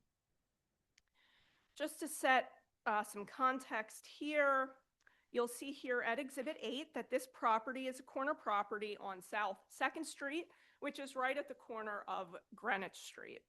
And just looking from another view here, you can see the property from the front, fairly uniform 3-story block here. The zoning map at Exhibit 7 shows that this property is zoned CMX1, which is consistent with 3 of the 4 corners at this intersection. I have also included photographs in your exhibits at Exhibit 15, which show the existing exterior of the three-story building. As you can see here, the building itself has 3 entrances, one in the front here and then 2 along the side. And 2 of them serve the commercial first floor, which is noted on our zoning application as a planned office space. That commercial space is ultimately in transition, and the long-term plans are unclear since the restaurant bar is no longer operational in this location. The commercial space is ultimately not before the board today. As you saw in the aerials and as you can see in the photographs, the block here is a fairly uniform 3-story block of mostly multifamily, which I will show you a little bit later in the presentation. The context here is fairly similar along the Greenwich frontage as well. And again, you can see the predominantly 3-story brick structures. And then just from a few extra views here, again, you can see the view down North 2nd Street. And then looking again at the intersection here, you can see the 2 opposing CMX1 corners. And then looking down Greenwich Street, again, this is the side of the building, and the residential entrance is the furthest entrance here. And we did also provide evidence of the timely posting on both of the frontages. At Exhibit 5, let me walk you through the existing floor plans here so you can get a sense of the existing layout of the property. I will also show you photographs of these, which are all occupied. Again, on the first floor here, you'll see the commercial space, which is not the subject of today's request. As it exists today, it is still just set up as a bar. The basement is also connected to that commercial space as well. On the second floor are 2 units. Unit 2-1 is an existing 1-bedroom, 1-bath unit in the back. And then Unit 2-2 is an existing studio in the front. On the third floor, you will again see 2 additional units. In the back is Unit 3-1, which is a 1-bedroom, 1-bath unit. And then the front, similar to the second floor, is also another studio unit. And they're occupied now? They're all occupied. I'm about to show you photographs where you'll see their existing conditions. So like I said, at Exhibit 6, I'm going to walk you through some photographs just to get a sense of what this looks like. So the first photographs here are just showing you to establish, as I mentioned earlier, that my client did cosmetic renovations. You'll get a sense of what those cosmetic renovations looked like. So you can kind of see here on the left, the condition that the property was in, and then again, some paint and some improvements to flooring. That is consistent throughout this presentation. So this is as you would walk in the entrance from the outside on the side, you would walk down the hallway, and then this provides the stairwell to that second floor where the residential units are. This second set of photographs is taken from that second floor landing. So this is directly outside of that front studio doorway entrance, and then this is the stairwell that moves up to the third floor. So like I said, you can see here photographs of the existing units. They are all occupied. So this is Unit 2-1. And again, you can see this is the 1-bedroom, 1-bath unit on that second floor rear. And again, you can see here the kitchen, living space, bedroom, bathroom.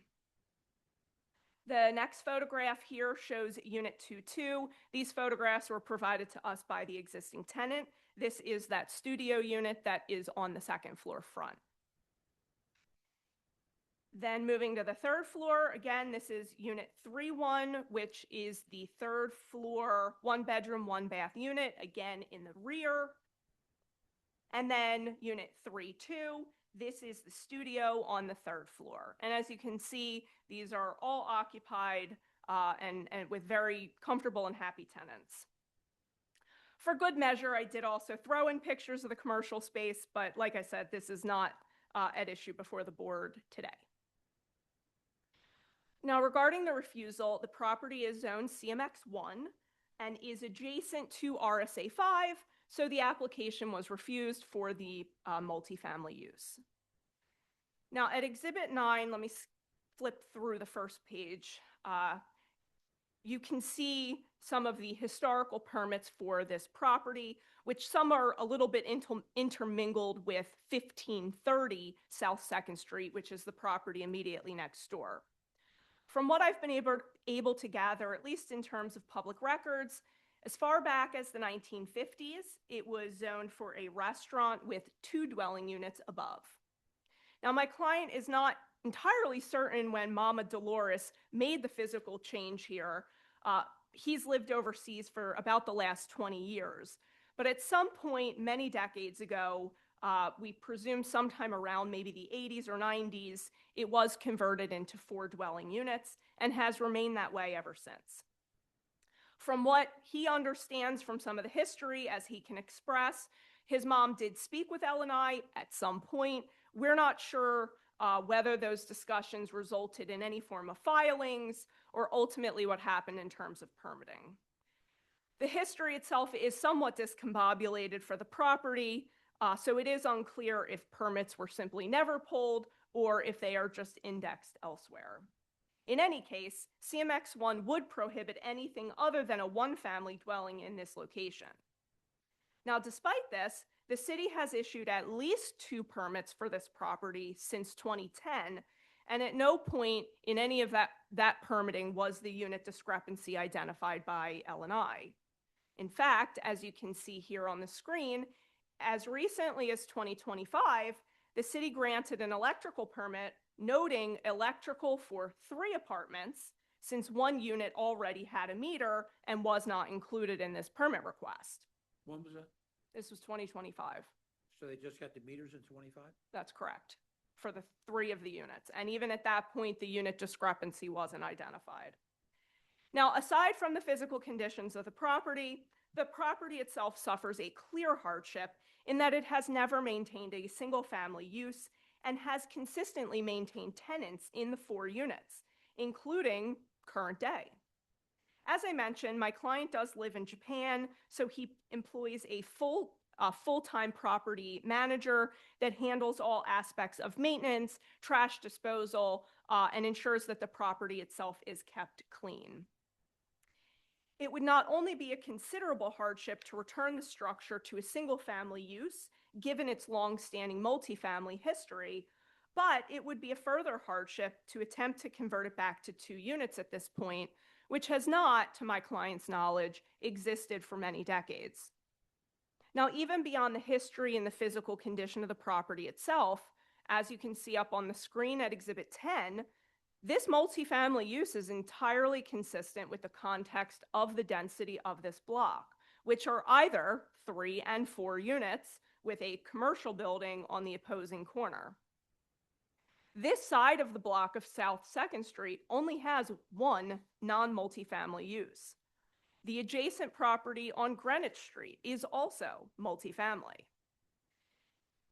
As always, I did include in my memo of law several references to confirm that it would be unreasonable and not the least minimum variance to ask a property owner to convert a structure back to a single-family use after a long documented history of multifamily use. And in this case, it would be a significant hardship to require physical modifications to reduce by 2 units to render it in compliance with the last permitted history in the 1980s. We also submit this is not a self-imposed hardship, as my client purchased the property from his mother through the estate process and is undertaking this process voluntarily to ensure that the property has all of the up-to-date permits and rental licenses in place. No violations were issued for this request, and my client understands that a certificate of occupancy is going to be required following the board's hopeful approval. We also submit that the proposal will not increase congestion, harm neighboring properties, or impair light and air. Now, as I mentioned, and with complete respect to my colleague in the room here, the RCO's letter of opposition did come as quite a significant surprise, as we left the meeting with an impression that the community members in attendance not only had no issue with the multifamily, but also had sort of alluded to the fact that they knew that there were 4 units in this building. Community members also acknowledged during the meeting that the property is uniquely situated compared to others that have been reviewed in the past, given the significant multifamily uses on the block. This is also validated by the RCO's letter that was submitted to this board, which acknowledges that the neighbors were not opposed to the multifamily request. So as a result, we were quite caught off guard when the letter was sent last week, and I know my colleague here will certainly give his perspective on it as well. Now, admittedly, there were concerns raised regarding the first floor commercial tenant, which is currently occupied by a Mummers group for their office space. That is being addressed by my client and is not subject to today's request. As a result, we would, with complete respect to Pennsport and to the board, we would respectfully request that the board assign appropriate weight to the letter in light of the evidence presented today, and especially since it does conflict with the stated view of many members of the community in attendance that they were not opposed to the multifamily, which is ultimately the request before the board today. At this point, I would ask if the administrator could locate my client, Kirk Shepard, and ask for him to be promoted. Kirk Shepard has been promoted to panelist. Martha, could you put the drawings up again? Oh, The plans. the floor plans, yes. Can you guys hear me? Can you guys see me? Can't see you. I don't see you. Hold on. There you go. Yeah, we All do. right. All right, could you please state your name and spell it for the stenographer? Yes, my name is Kirk Shepard, Kirk, Shepard, Sheppard. Do you swear or affirm to tell the truth, the whole truth, nothing but the truth? I do, yes, sir. Counsel? Kirk, have you heard all of the testimony and evidence that I offered in front of the board today? Yes, Do you agree that testimony was true and accurate, and would you adopt it as if you had given it yourself? yes. Is there anything in particular you feel compelled to add before we conclude and turn it over for questions? Not at this time. Thank you. Okay, questions from the board? Yes, what's the square feet for the studios? The studios are, the second floor is 320 square feet, and the third floor is just about 300 square feet. That third floor is a little tight, you think? I mean, for 2 units? I mean, I'm just curious. I mean, I mean, I'm not disagreeing with you, but yeah. it's a little tight. I mean, with respect, you know, there are and have always been tenants living in there. You know, I think Yeah, but people need. We didn't even put electric up there. I mean, we only had 1 meter, right, up to 25? The meter, the electricity was just paid in common. Sure. Yeah. But you know, again, there are very happy tenants here. I believe that the smaller unit that you are identifying is a single older adult that, you know, the space is exactly what they need, and I think, you know, they're having some flexible unit sizes is really And beneficial. I know that the RCO is going to come on. What do you think happened? I will leave it. I will leave it to Patrick to share. I mean, again, I think from my perspective, they don't want to create a precedent, and I fully understand that. But this is a unique property. It is on a multifamily block. You know, folks were not opposed to this, and they seem to understand that it's always been 4 units. So I think there was maybe some distraction because of the commercial space, if I had to. All right, other questions from the board? Questions or comments from our attorney? None at this time. Questions or comments from the virtual audience? I see no hands at this time, Chair. What's that? She said she saw no hands. Come up.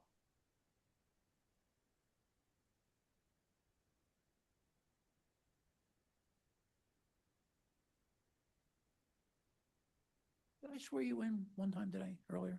Earlier today, sir. That's right, that was a long time ago, right? There was one in the morning and there's one now. Get around. Just for the record, please state your name. Sure. Patrick Fitzmaurice, Patrick Fitzmaurice. And I've already swore you in, so please start your testimony. Yes. Good afternoon, board. My name is Patrick. This is your Fitzmaurice. document too, right there. Yes, I That- authored that on behalf of the board and then it was approved by our board. All right, thank you. So I'm the president of the RCO. As you noted, you already received our letter. It's a little lengthy, but I think it tries to encapsulate where we came down on this and what was under consideration. So I don't want to waste time reiterating it. I just kind of wanted to respond to some of the things that were said earlier. The first thing is I wanted to make sure, my understanding is that this is owned by an LLC or a business. Maybe I'm mistaken, but I just wanted to note that, references to the owner and, his mother who's passed away, that's not entirely accurate. This is an investment property owned by a business. The other thing I would want to note is, there was a couple comments about surprise here. The applicant didn't say that anything in our letter was inaccurate. And the points that were raised in the letter were raised at the meeting. So I'm not really sure where the surprise comes from. I would want to comment that while the neighbors that were in attendance conveyed that they did not oppose the request for the apartments, the overwhelming focus was derailed to discussing the first floor. So in my experience, what happened here was the neighbors were more akin to saying, we don't really care about the apartments. What we really want to talk about is the first floor, which I can appreciate is not before the board today. I've lived in Pensport and the adjacent neighborhood Whitman my entire life. I'm not aware of any building that approaches the level of density that's being asked for this 3-story row home. The applicant talked about a number of the surrounding buildings. To my knowledge, they're all triplexes. They're not 5 uses that are being asked to be in 3 floors. The applicant noted that the apartments are currently occupied. As I noted in our letter, I would respectfully say the zoning code doesn't contemplate an advantage or a presumption because an owner illegally operates, multifamilies there. I listened pretty intently to the entire presentation, trying to hear what the hardship here is. I think I heard an attempt at 2. The first I heard was that this was never a single family and has had tenants. I agree. It's a multifamily. All the other places that are around that are multifamilies, but they're triplexes, 3 uses on 3 floors, not 5 uses on 3 floors. The other potential hardship I heard was that it would cost this business too much to comply with the law. I respectfully disagree that it's a hardship. We've had a number of presentations in Pensport over the time that I've been on the board. We often hear this, that someone either can't rent something out and make a profit or that they can't sustain the loss. Our board has taken the position that that's not a hardship. You can't just circumvent the zoning code because you made a bad investment or your investment's not going to pan out the way you thought it would. The only other thing is, like I said, I would just note that this is, like the applicant said, it's already a multifamily with 2 units up top. So to now allow this to be 4 units just opens the door for every place that she's talked about and that she has up on this map to then come into us and say, well, now I should have 4 units and I should have 4 units and why not 5 units?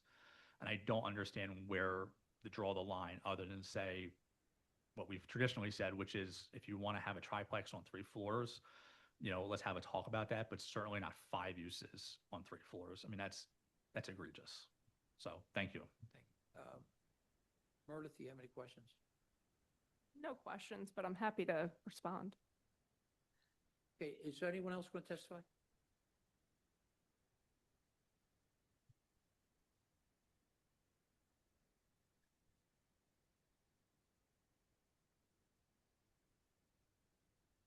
Hi, could you please state your name and spell for the stenographer? Sure. Ryan Frischella, last name Frascella. Do you swear or affirm to tell the truth, the whole truth, and nothing but the truth? Yes. And are you a neighbor? I am. Please proceed. Live across the street. So I'll let Pats testimony comments stand for themselves, and really the only point that I want to hammer home here is the opposition to the density, just the pure density of what this is asking for. As Pat mentioned, 5 uses in a 3-story building is a lot. I mean, we walk the neighborhood, and by our estimation, this would be one of the densest parcels in Pensport. I mean, there are not many others where you can point to 5 uses on one parcel. And so today, my comments, we're opposed to the density. Thank you. I do have a brief question for him. So you mentioned that you live across the street, is that right? Were you aware that there were 4 apartments in this property? Yes. And how long have you been aware of that? Probably 5 years.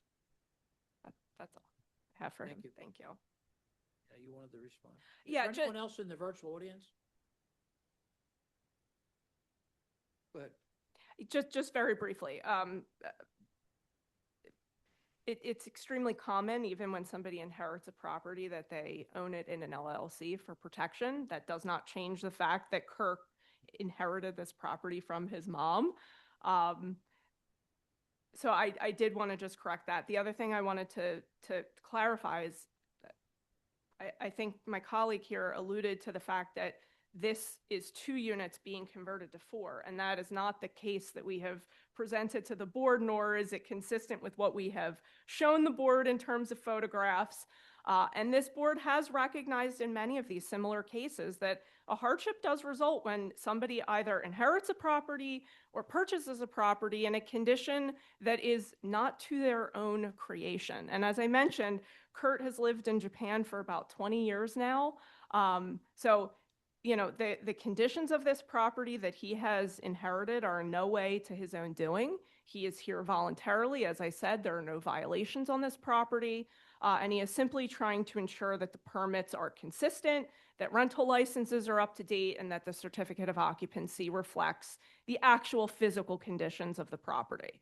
And as you heard from the neighbor, even they were aware that it was 4 units here.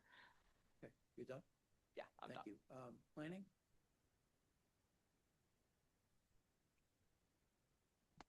Amy Boyd with the Planning Commission. The comprehensive plan recommends no change in zoning at this location from the current CMX1 commercial mixed use. The city rezoned this neighborhood in 1999 in a council-supported map change. The property has a documented history of 2 dwelling units and a commercial use. The requested 4 dwelling units would constitute an overuse of the property. The Planning Commission recommends that the board grant the requested variance for multifamily, but with max 2 units.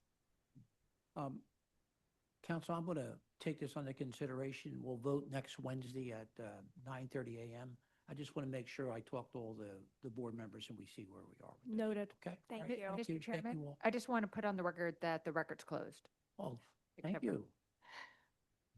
The record's closed. Well, we're done. Except for the We're just vote. We're going to vote, that's all. Okay. Noted. All right, Thank you. We have the 3:30 list. Could we take a 4.5 minute break? I was last again. A 4.5 minute break, please. Bill? Thanks, Bill. Good afternoon, everyone. My name is Bill Bergman. I am chairing this meeting for the Zoning Board of Adjustment. With me is our Vice Chair, Tanetta Graham. President, Mr. Chairman. Board Secretary, Cheryl L. Gaston. President, Mr. Chairman. Board Member Ryan McAdams. President, Mr. Chairman. Board Member Layla Beebe, who is our newest board member and doing a wonderful job. And I think she's having a good time today personally, but that's besides the point. Also present is our attorney, Lynn Reuter Huber. Also, our ZBA Director, Ian Haggerty. Our Board Administrator, Lakeisha Dandy. This hearing is being recorded and will be posted on the ZBA website. By participating, you consent to be recorded. This is an in-person meeting with remote participation, whether in person or on Zoom. If you're called to speak, please state and spell your name, wait to be sworn in, And after that, each time you testify, please state your name. To enter an appearance statement, indicate the property address on the Zoom webinar, speak with a staff member, call the ZBA office by close of business tomorrow. Call 215-669-2429, and please leave your name, email, and the case address. Remote participation. Raise your virtual hand when directed so that we can call on you to speak. Before you speak, make sure you click the button, join as a panelist. Use the Q&A for procedural questions only, not questions about the individual cases. If you are joining by phone, press *9 to raise your hand and *6 to unmute. In-person participation. If testifying, get close to the mic so that the court stenographer and everyone else can hear you. No talking, eating, or drinking during the hearing. Aggressive behavior will not be tolerated. In an emergency, follow the staff instructions. The main exit is through the double doors at the rear, and the stairwell is to the left. If we evacuate, please go to Love Park, which is directly across the street, and remain there so we can account for you. So let's look at our cases that we have this afternoon. Number 1, MI 2023-002-607, 3836 North 17th Street. That case is continued to August 19th at 3:30 p.m., right? Actually, We're going to hear it? well, no. Okay. In this one, the case of MI 2023-00267 is actually a duplicate case. Is a what? It's a duplicate case. The Okay. case, the 23 is a duplicate case. The other matter, MI 2025-006634, was continued from April 22nd and was announced to be heard today, but didn't get added to the calendar. So that this appeal, the MI 2023-002607, can be dismissed. But the newer appeal, the one that's MI 2025-006634, will be rescheduled to August 19th, 2026 at 3:30 p.m. and it must be heard. Oh, thank you very much for doing all that. All right. All right. Sean, are you here, Mr. Ward? Yes, Chair. I'm going to allow Sean Ward to speak. The other one? I am here, Mr. Chair. Mr. Ward, could you please state your name and spell it for the stenographer? Sean, S-H-A-W-N, Ward, W-A-R-D, Do you swear attorney or for affirm? applicant. Do you swear or affirm to tell the truth, the whole truth, and nothing but the truth? I most certainly I do. think you heard what our counsel said. Where do you stand with this case? Yeah, I am fine. There are duplicate appeals filed in this matter. I'm not sure why that occurred. I filed the original appeal, and then I was provided with a refusal for the second application, which was refused. However, I would ask that a later date be given, or this be attorney moving party, because I need to schedule. I mean, here we're in July, and you're scheduling it for August. I still need to meet with the RCO. So, So the first I one, you don't don't know. I don't know that I can get that in before the August listing. So counsel, this is Lynn Riddle-Huber, board counsel. You're okay with the 2023 case being dismissed? Withdrawn? Yeah, I had sent a email or a request in the past that they be consolidated, and so a dismissal of one. All right, you so know. let's start with that. MI 2023-002-607, 3336 North 17th Street. That case has been withdrawn, right? And the next one will make attorney moving parties. Yeah, that would be great. All right, so MI 2025-006-634, 3336 North 17th Street. Case is continued, attorney moving party. And Mr. Chair, do I see Karima is back? Who? Karima Quintana, isn't she? No. Oh, okay. a different agreement. Okay, thank you. Thank you, thank you. All right. She never. All right, number two, MI 2026-000449, 1233 South 58th Street. No exhibits, first listing. Herman Newsom is the listed owner, and also Daniel Davis is the listed applicant. We don't have any exhibit. Wait, why don't you take a seat? Okay, why don't you get close to the mic? All right, turn on mic on? All right, right. It's green. All right, first of all, could you state your name and spell it for the stenographer? Yes, Daniel Davis, D-A-N. You got to get closer. Okay. There you go. How was that? Oh, shoot, All right. real loud. Go ahead. Daniel Davis, D-A-N-I-E-L-D-A-V-I-S. You swear or affirm to tell the truth, the whole truth, and nothing but the truth? I do. Mr. Davis, have you sent your documents in? Should have been sent in. I was not in charge of sending them in, but they should have been sent in. We don't have any documents. Okay. I do have some of the documents with.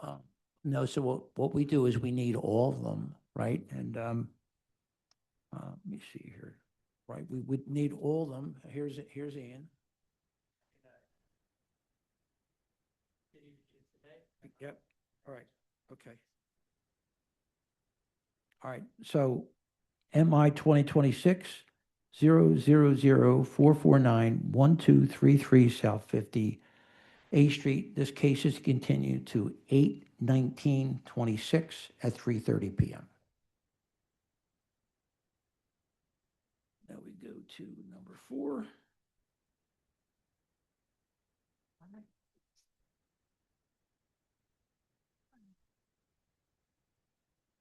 Number 4, MI 2026-001551-6841 Oxford Avenue. Jen Faria Mata is the tenant pro se. Jen?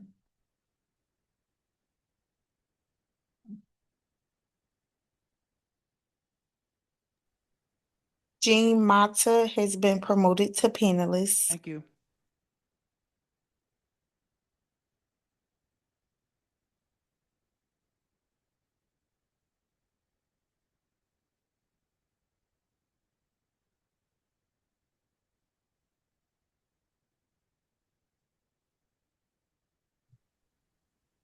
Hello, Good afternoon. Could you please state your name and spell for the stenographer? my name is Jean Ferrermota, JeanferreiraMotta. All right. Do you swear or affirm to tell the truth, the whole truth, and nothing but the truth? I do, sir. Jean, our vice chair has just a few questions for you. Of course. Hi, good afternoon. Have you submitted your documents and exhibits 5 days in advance of this hearing? Yes, ma'am. Okay, and I'm going to summarize why you're here, and you just let me know if you agree. So you're here for some deck issues, walkout deck and a roof deck? Yes, ma'am. Okay, trying to legalize it. All right, and your refusal was, of course, for the location of the deck and it not having any setbacks. Do you agree to that? Yes, ma'am. Yeah. Okay, all right. So you can start your presentation and tell us what you're trying to do and why you're here. Of course. So I'm tenant, but the homeowner is my mother, so what had happened is it was constructed 4 years ago, and we had a meeting with all the neighbors. We went through the RCO meeting, and everybody showed immense support, and all the neighbors. To be honest, I mean, I'm very illiterate when it comes to code and everything, and I work with cars, I'm a AAA guy. I do roadside. So it was my mother's dream at the time to have a deck, and it's been there for 4 years. Unfortunately, my grandma passed and my mother's not here with us. I do have a power of attorney on her name, giving powers to me and also will and also the lease. that's why I'm doing it here. I grew up in this home. I've been here for 20 years, you know. Just little things in life has been thrown at me, and I'm trying to do the best I can to be in compliance, to be Okay, honest. so do you have pictures of the deck? Yes, of course, sir. Why don't you put your computer up, put the pictures on it, and then you could show us and we could start talking, okay? Okay, yes, sir. Let me see here. Are you able to see my screen? Not yet. Okay. Let's share this.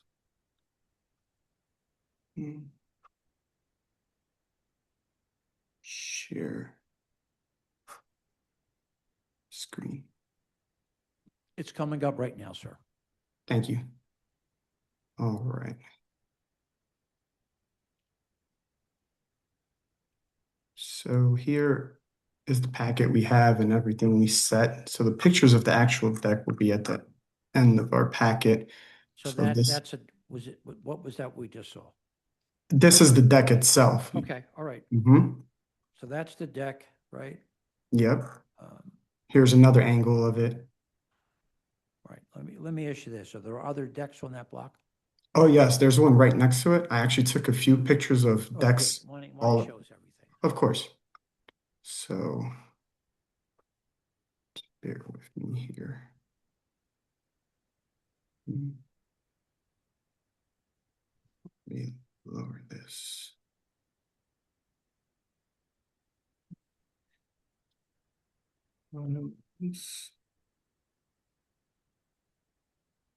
So this is the notice. The decks that you've asked for, there's actually, my neighbor has one too. These are similar decks on the same, you know, street and on the other street adjacent, like close to mine.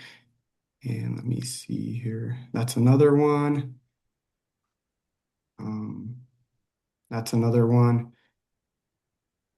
So this is one like I said, I don't really understand. I don't know if this is a deck or not, but it's so I should have a picture of my deck next to my neighbor's depending on the angle. Let me see if I could see it on the packet. Yeah. How long ago did you put the deck up? It's been there for about 4 years. So if you see here on this image of my deck, right next to it, a little bit further is a deck too. And a contractor did it for you? So at the time, you know, my uncle, which is my mother's brother, he's a welder and a carpenter by trade. So from what I understand is they misunderstood that, you know, that it's from what I understood, something about the owners could build a deck at the time because, you know, the deed is under my mother's name and she's just as illiterate as I am. So code and everything like that. So we're trying our best, you know, to come into compliance. Right. Okay. So how did you find out about this? Did L&I give you a violation? Yes, they gave us a violation 4 years later after the deck. And they told you to go to the zoning board? Yeah, exactly, sir. Okay. Questions from the board? The RCO meeting, how did RCO meeting go? It was actually wonderful. He actually even stated that a lot of the neighbors showed up for support, which is a great thing. He said usually he doesn't see as much folks. Denise, which is my neighbor right next to me, you know, she basically calls me son, and he actually, you know, thought it was my mother, and, you know, everybody really supported, and I was happy about that, to be honest. Thank you. Other questions? So from these pictures, the support are just the two poles that I'm seeing here? Yeah. I'm sorry, I didn't understand, ma'am. No, I mean the support system for this deck. It's the two, is that just two poles that I'm seeing here? Yeah, it's so it's up to the standard. It's a fairly thick 8x8, which for the size of it, it's, you know. Yeah. Yeah. Okay. Well, the good thing about it is it does not have, what is that on it? Is that it's just a coverings of some sort? It's not a roof, correct? It's not an enclosed structure, so it's more for shade. It's a roof, right? I mean, just telling you the rules since Yes, ma'am. this has already been done, okay? Decks are not supposed to have either a permanently affixed roof or stairs. So you're okay about the stairs, all right? Yeah. But that looks like a permanently affixed kind of roof system, correct? Yes, ma'am. I apologize. All right. Any other questions from the board? We've been through this before. We can get COs for decks, even though if it's attached to the house. I was wondering that too.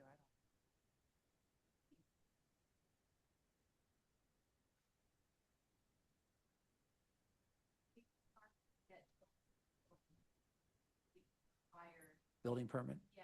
Okay. CO is a part of that. Okay. CO is required, that'll be. Okay. Okay.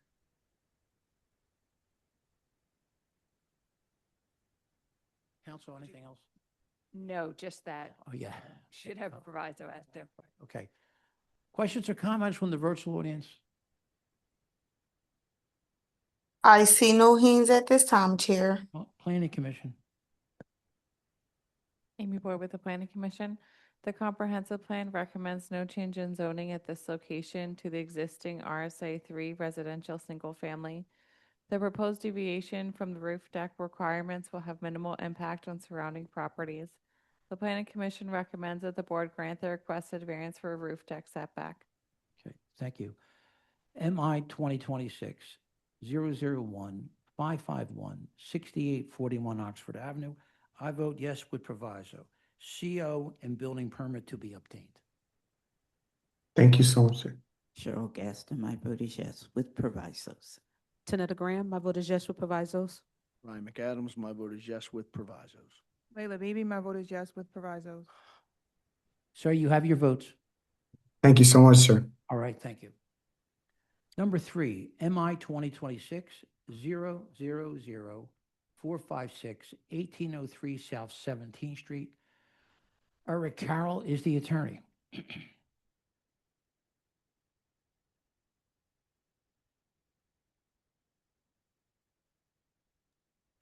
Eric Carroll will be joining us as a panelist.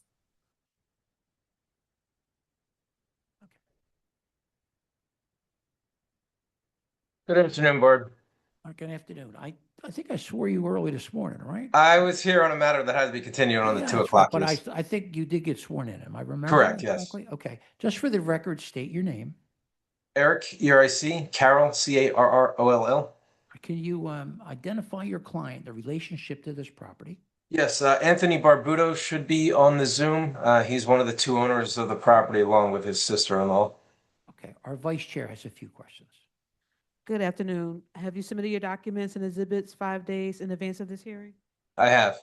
And do you waive the reading of the refusal and stipulate to its accuracy? I do. Okay, thank you. You can share your screen and proceed with your case. Thank you.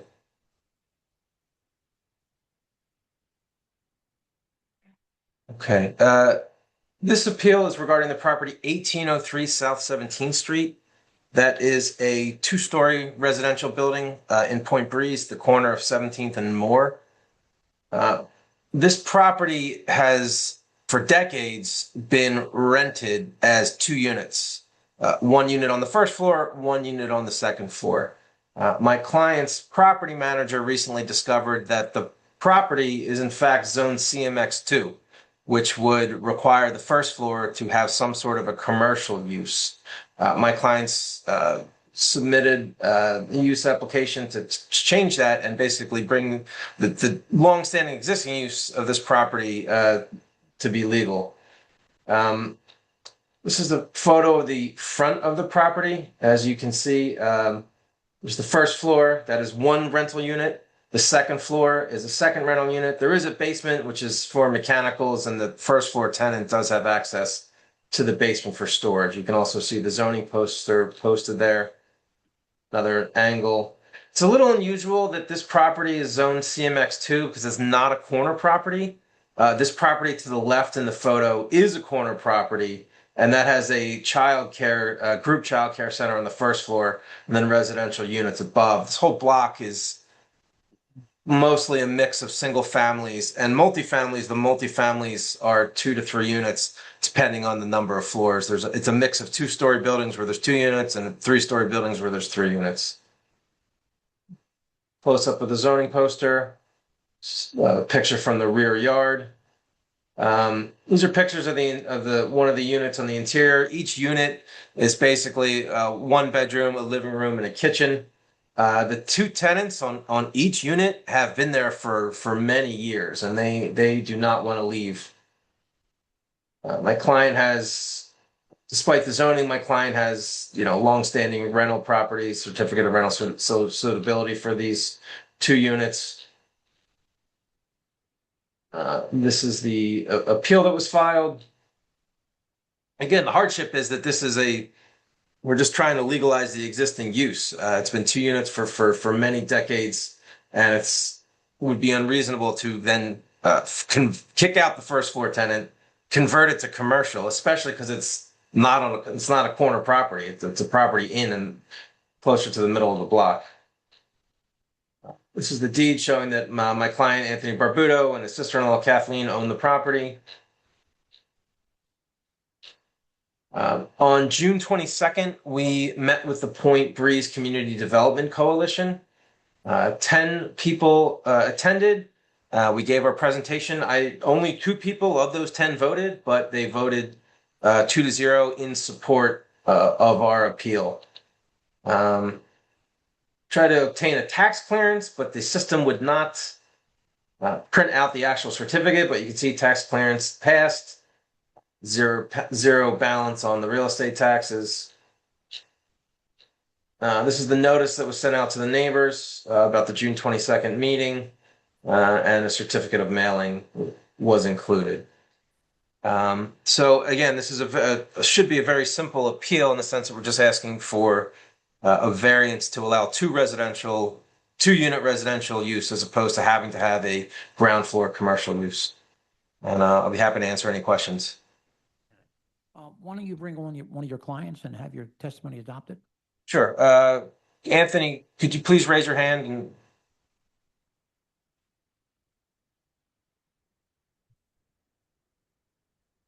Anthony B. has been promoted to panelist.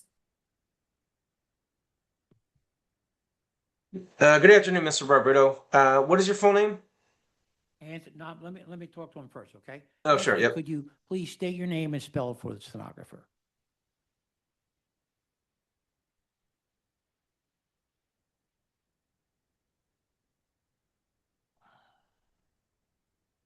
Mute, okay. You got me? Yeah, yes, sir. All right, Could you thank you. please state your name and spell it for the stenographer? It's Anthony Barbuto, ANTHONY, BARBUTO. Do you swear or affirm to tell the truth, the whole truth, nothing but the truth? I do.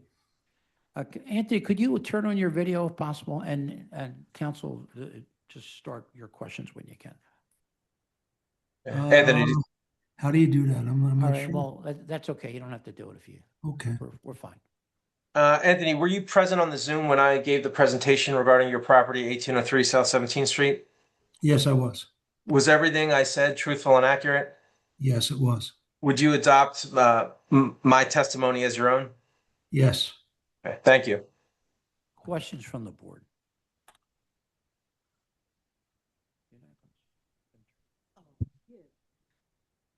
I saw that. Hi. So is there a rear yard to the property? Yes, there is. Okay, and the first floor has access to the rear yard? That's correct. Is there, I mean, it's I a see the- typical South Philly backyard, but Yeah. there is one. okay, is it large enough for a trash can? Yes, it is. Would your client be amenable to having the trash stored in the rear for the first unit and interior trash for the second unit instead of it being on the porch? I think, I mean, that is a directive we could absolutely give, yes. I'm not sure if this was trash day or not in the photo, but Is the trash normally stored on the porch? I guess that's trying to. I don't think, it's not supposed to be.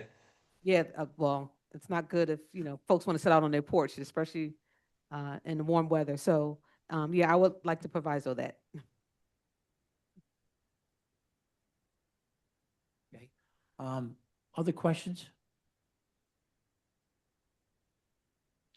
Questions or comments from our attorney? None at this time. Questions or comments from the audience? I You're here see for no this case? hands at this time, Chair. Come on up, come on up.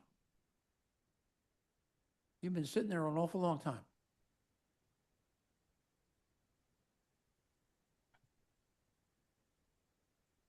Someone's coming up to testify, counsel. Hi, could you please state your name and spell it for the stenographer? My name is Trina Cuff. The spelling is TRINACUFF. Do you swear or affirm to tell the truth, the whole truth, and nothing but the truth? Yes. Are you a neighbor No, I'm a resident. of that property? Yes, I live on the second floor. Please, give us your testimony. I've lived there for roughly about 13 years. And to mention about the trash, everyone on that block puts their trash on the porch. I don't know, it must be a Well, she may go down and change it all. A South Right Philly now, She thing. might go down and change it all. I grew up in South Jersey. We didn't do that. But when I moved there, I was like, oh, this is what we're supposed to do. Yeah, I mean, the whole block does that. But I think it would be unreasonable to turn the first floor into a commercial property because we are not on the corner. We are right next to the corner. And there's already a lot of commercial stuff going on directly across the street, around the corner, right next door, and a block away. So So you like where you are? definitely. All right, well, you know what? Thank you so much for coming. It was and I watched you sitting back there for an awful long time and really want to thank you, okay? Thank you. Is there anyone else who would like to testify? I see no hands at this time, Chair. Planning Commission. Amy Ward with the Planning Commission. The comprehensive plan recommends a change in zoning at this location from the current CMX2 commercial mixed use to RSA 5 residential single family. The requirement for active ground floor would not be applicable under the proposed zoning, and the request for residential ground floor is more in harmony with the spirit of the zoning code and with the block, which is residential. The Planning Commission recommends that the board grant the requested variance for ground floor use. Thank you. MI 2025-000456, 1803 South 17th Street. I vote yes with proviso. First floor trash stored in rear yard, second floor trash stored inside. Cheryl Gaston, my vote is yes with provisos. Tanetta Graham, my vote is yes with proviso. Ryan McAdams, my vote is yes with proviso. Layla Bibi, my vote is yes with provisos. Thank you. Thank you. Is there anyone left in the 330 list whose case has not been called? I see no hands at this time, Chair. We're in Ian Haggerty's time schedule with way ahead. And I appreciate all the work everybody did today. And I think when you add in all the add-ins we took care of a lot of cases today. So thank you all. And Lynn, thank you. Right. Well, we always thank Hillary, but and do you want to give us comments on your first real day? This was your Mayor, first. I'm gonna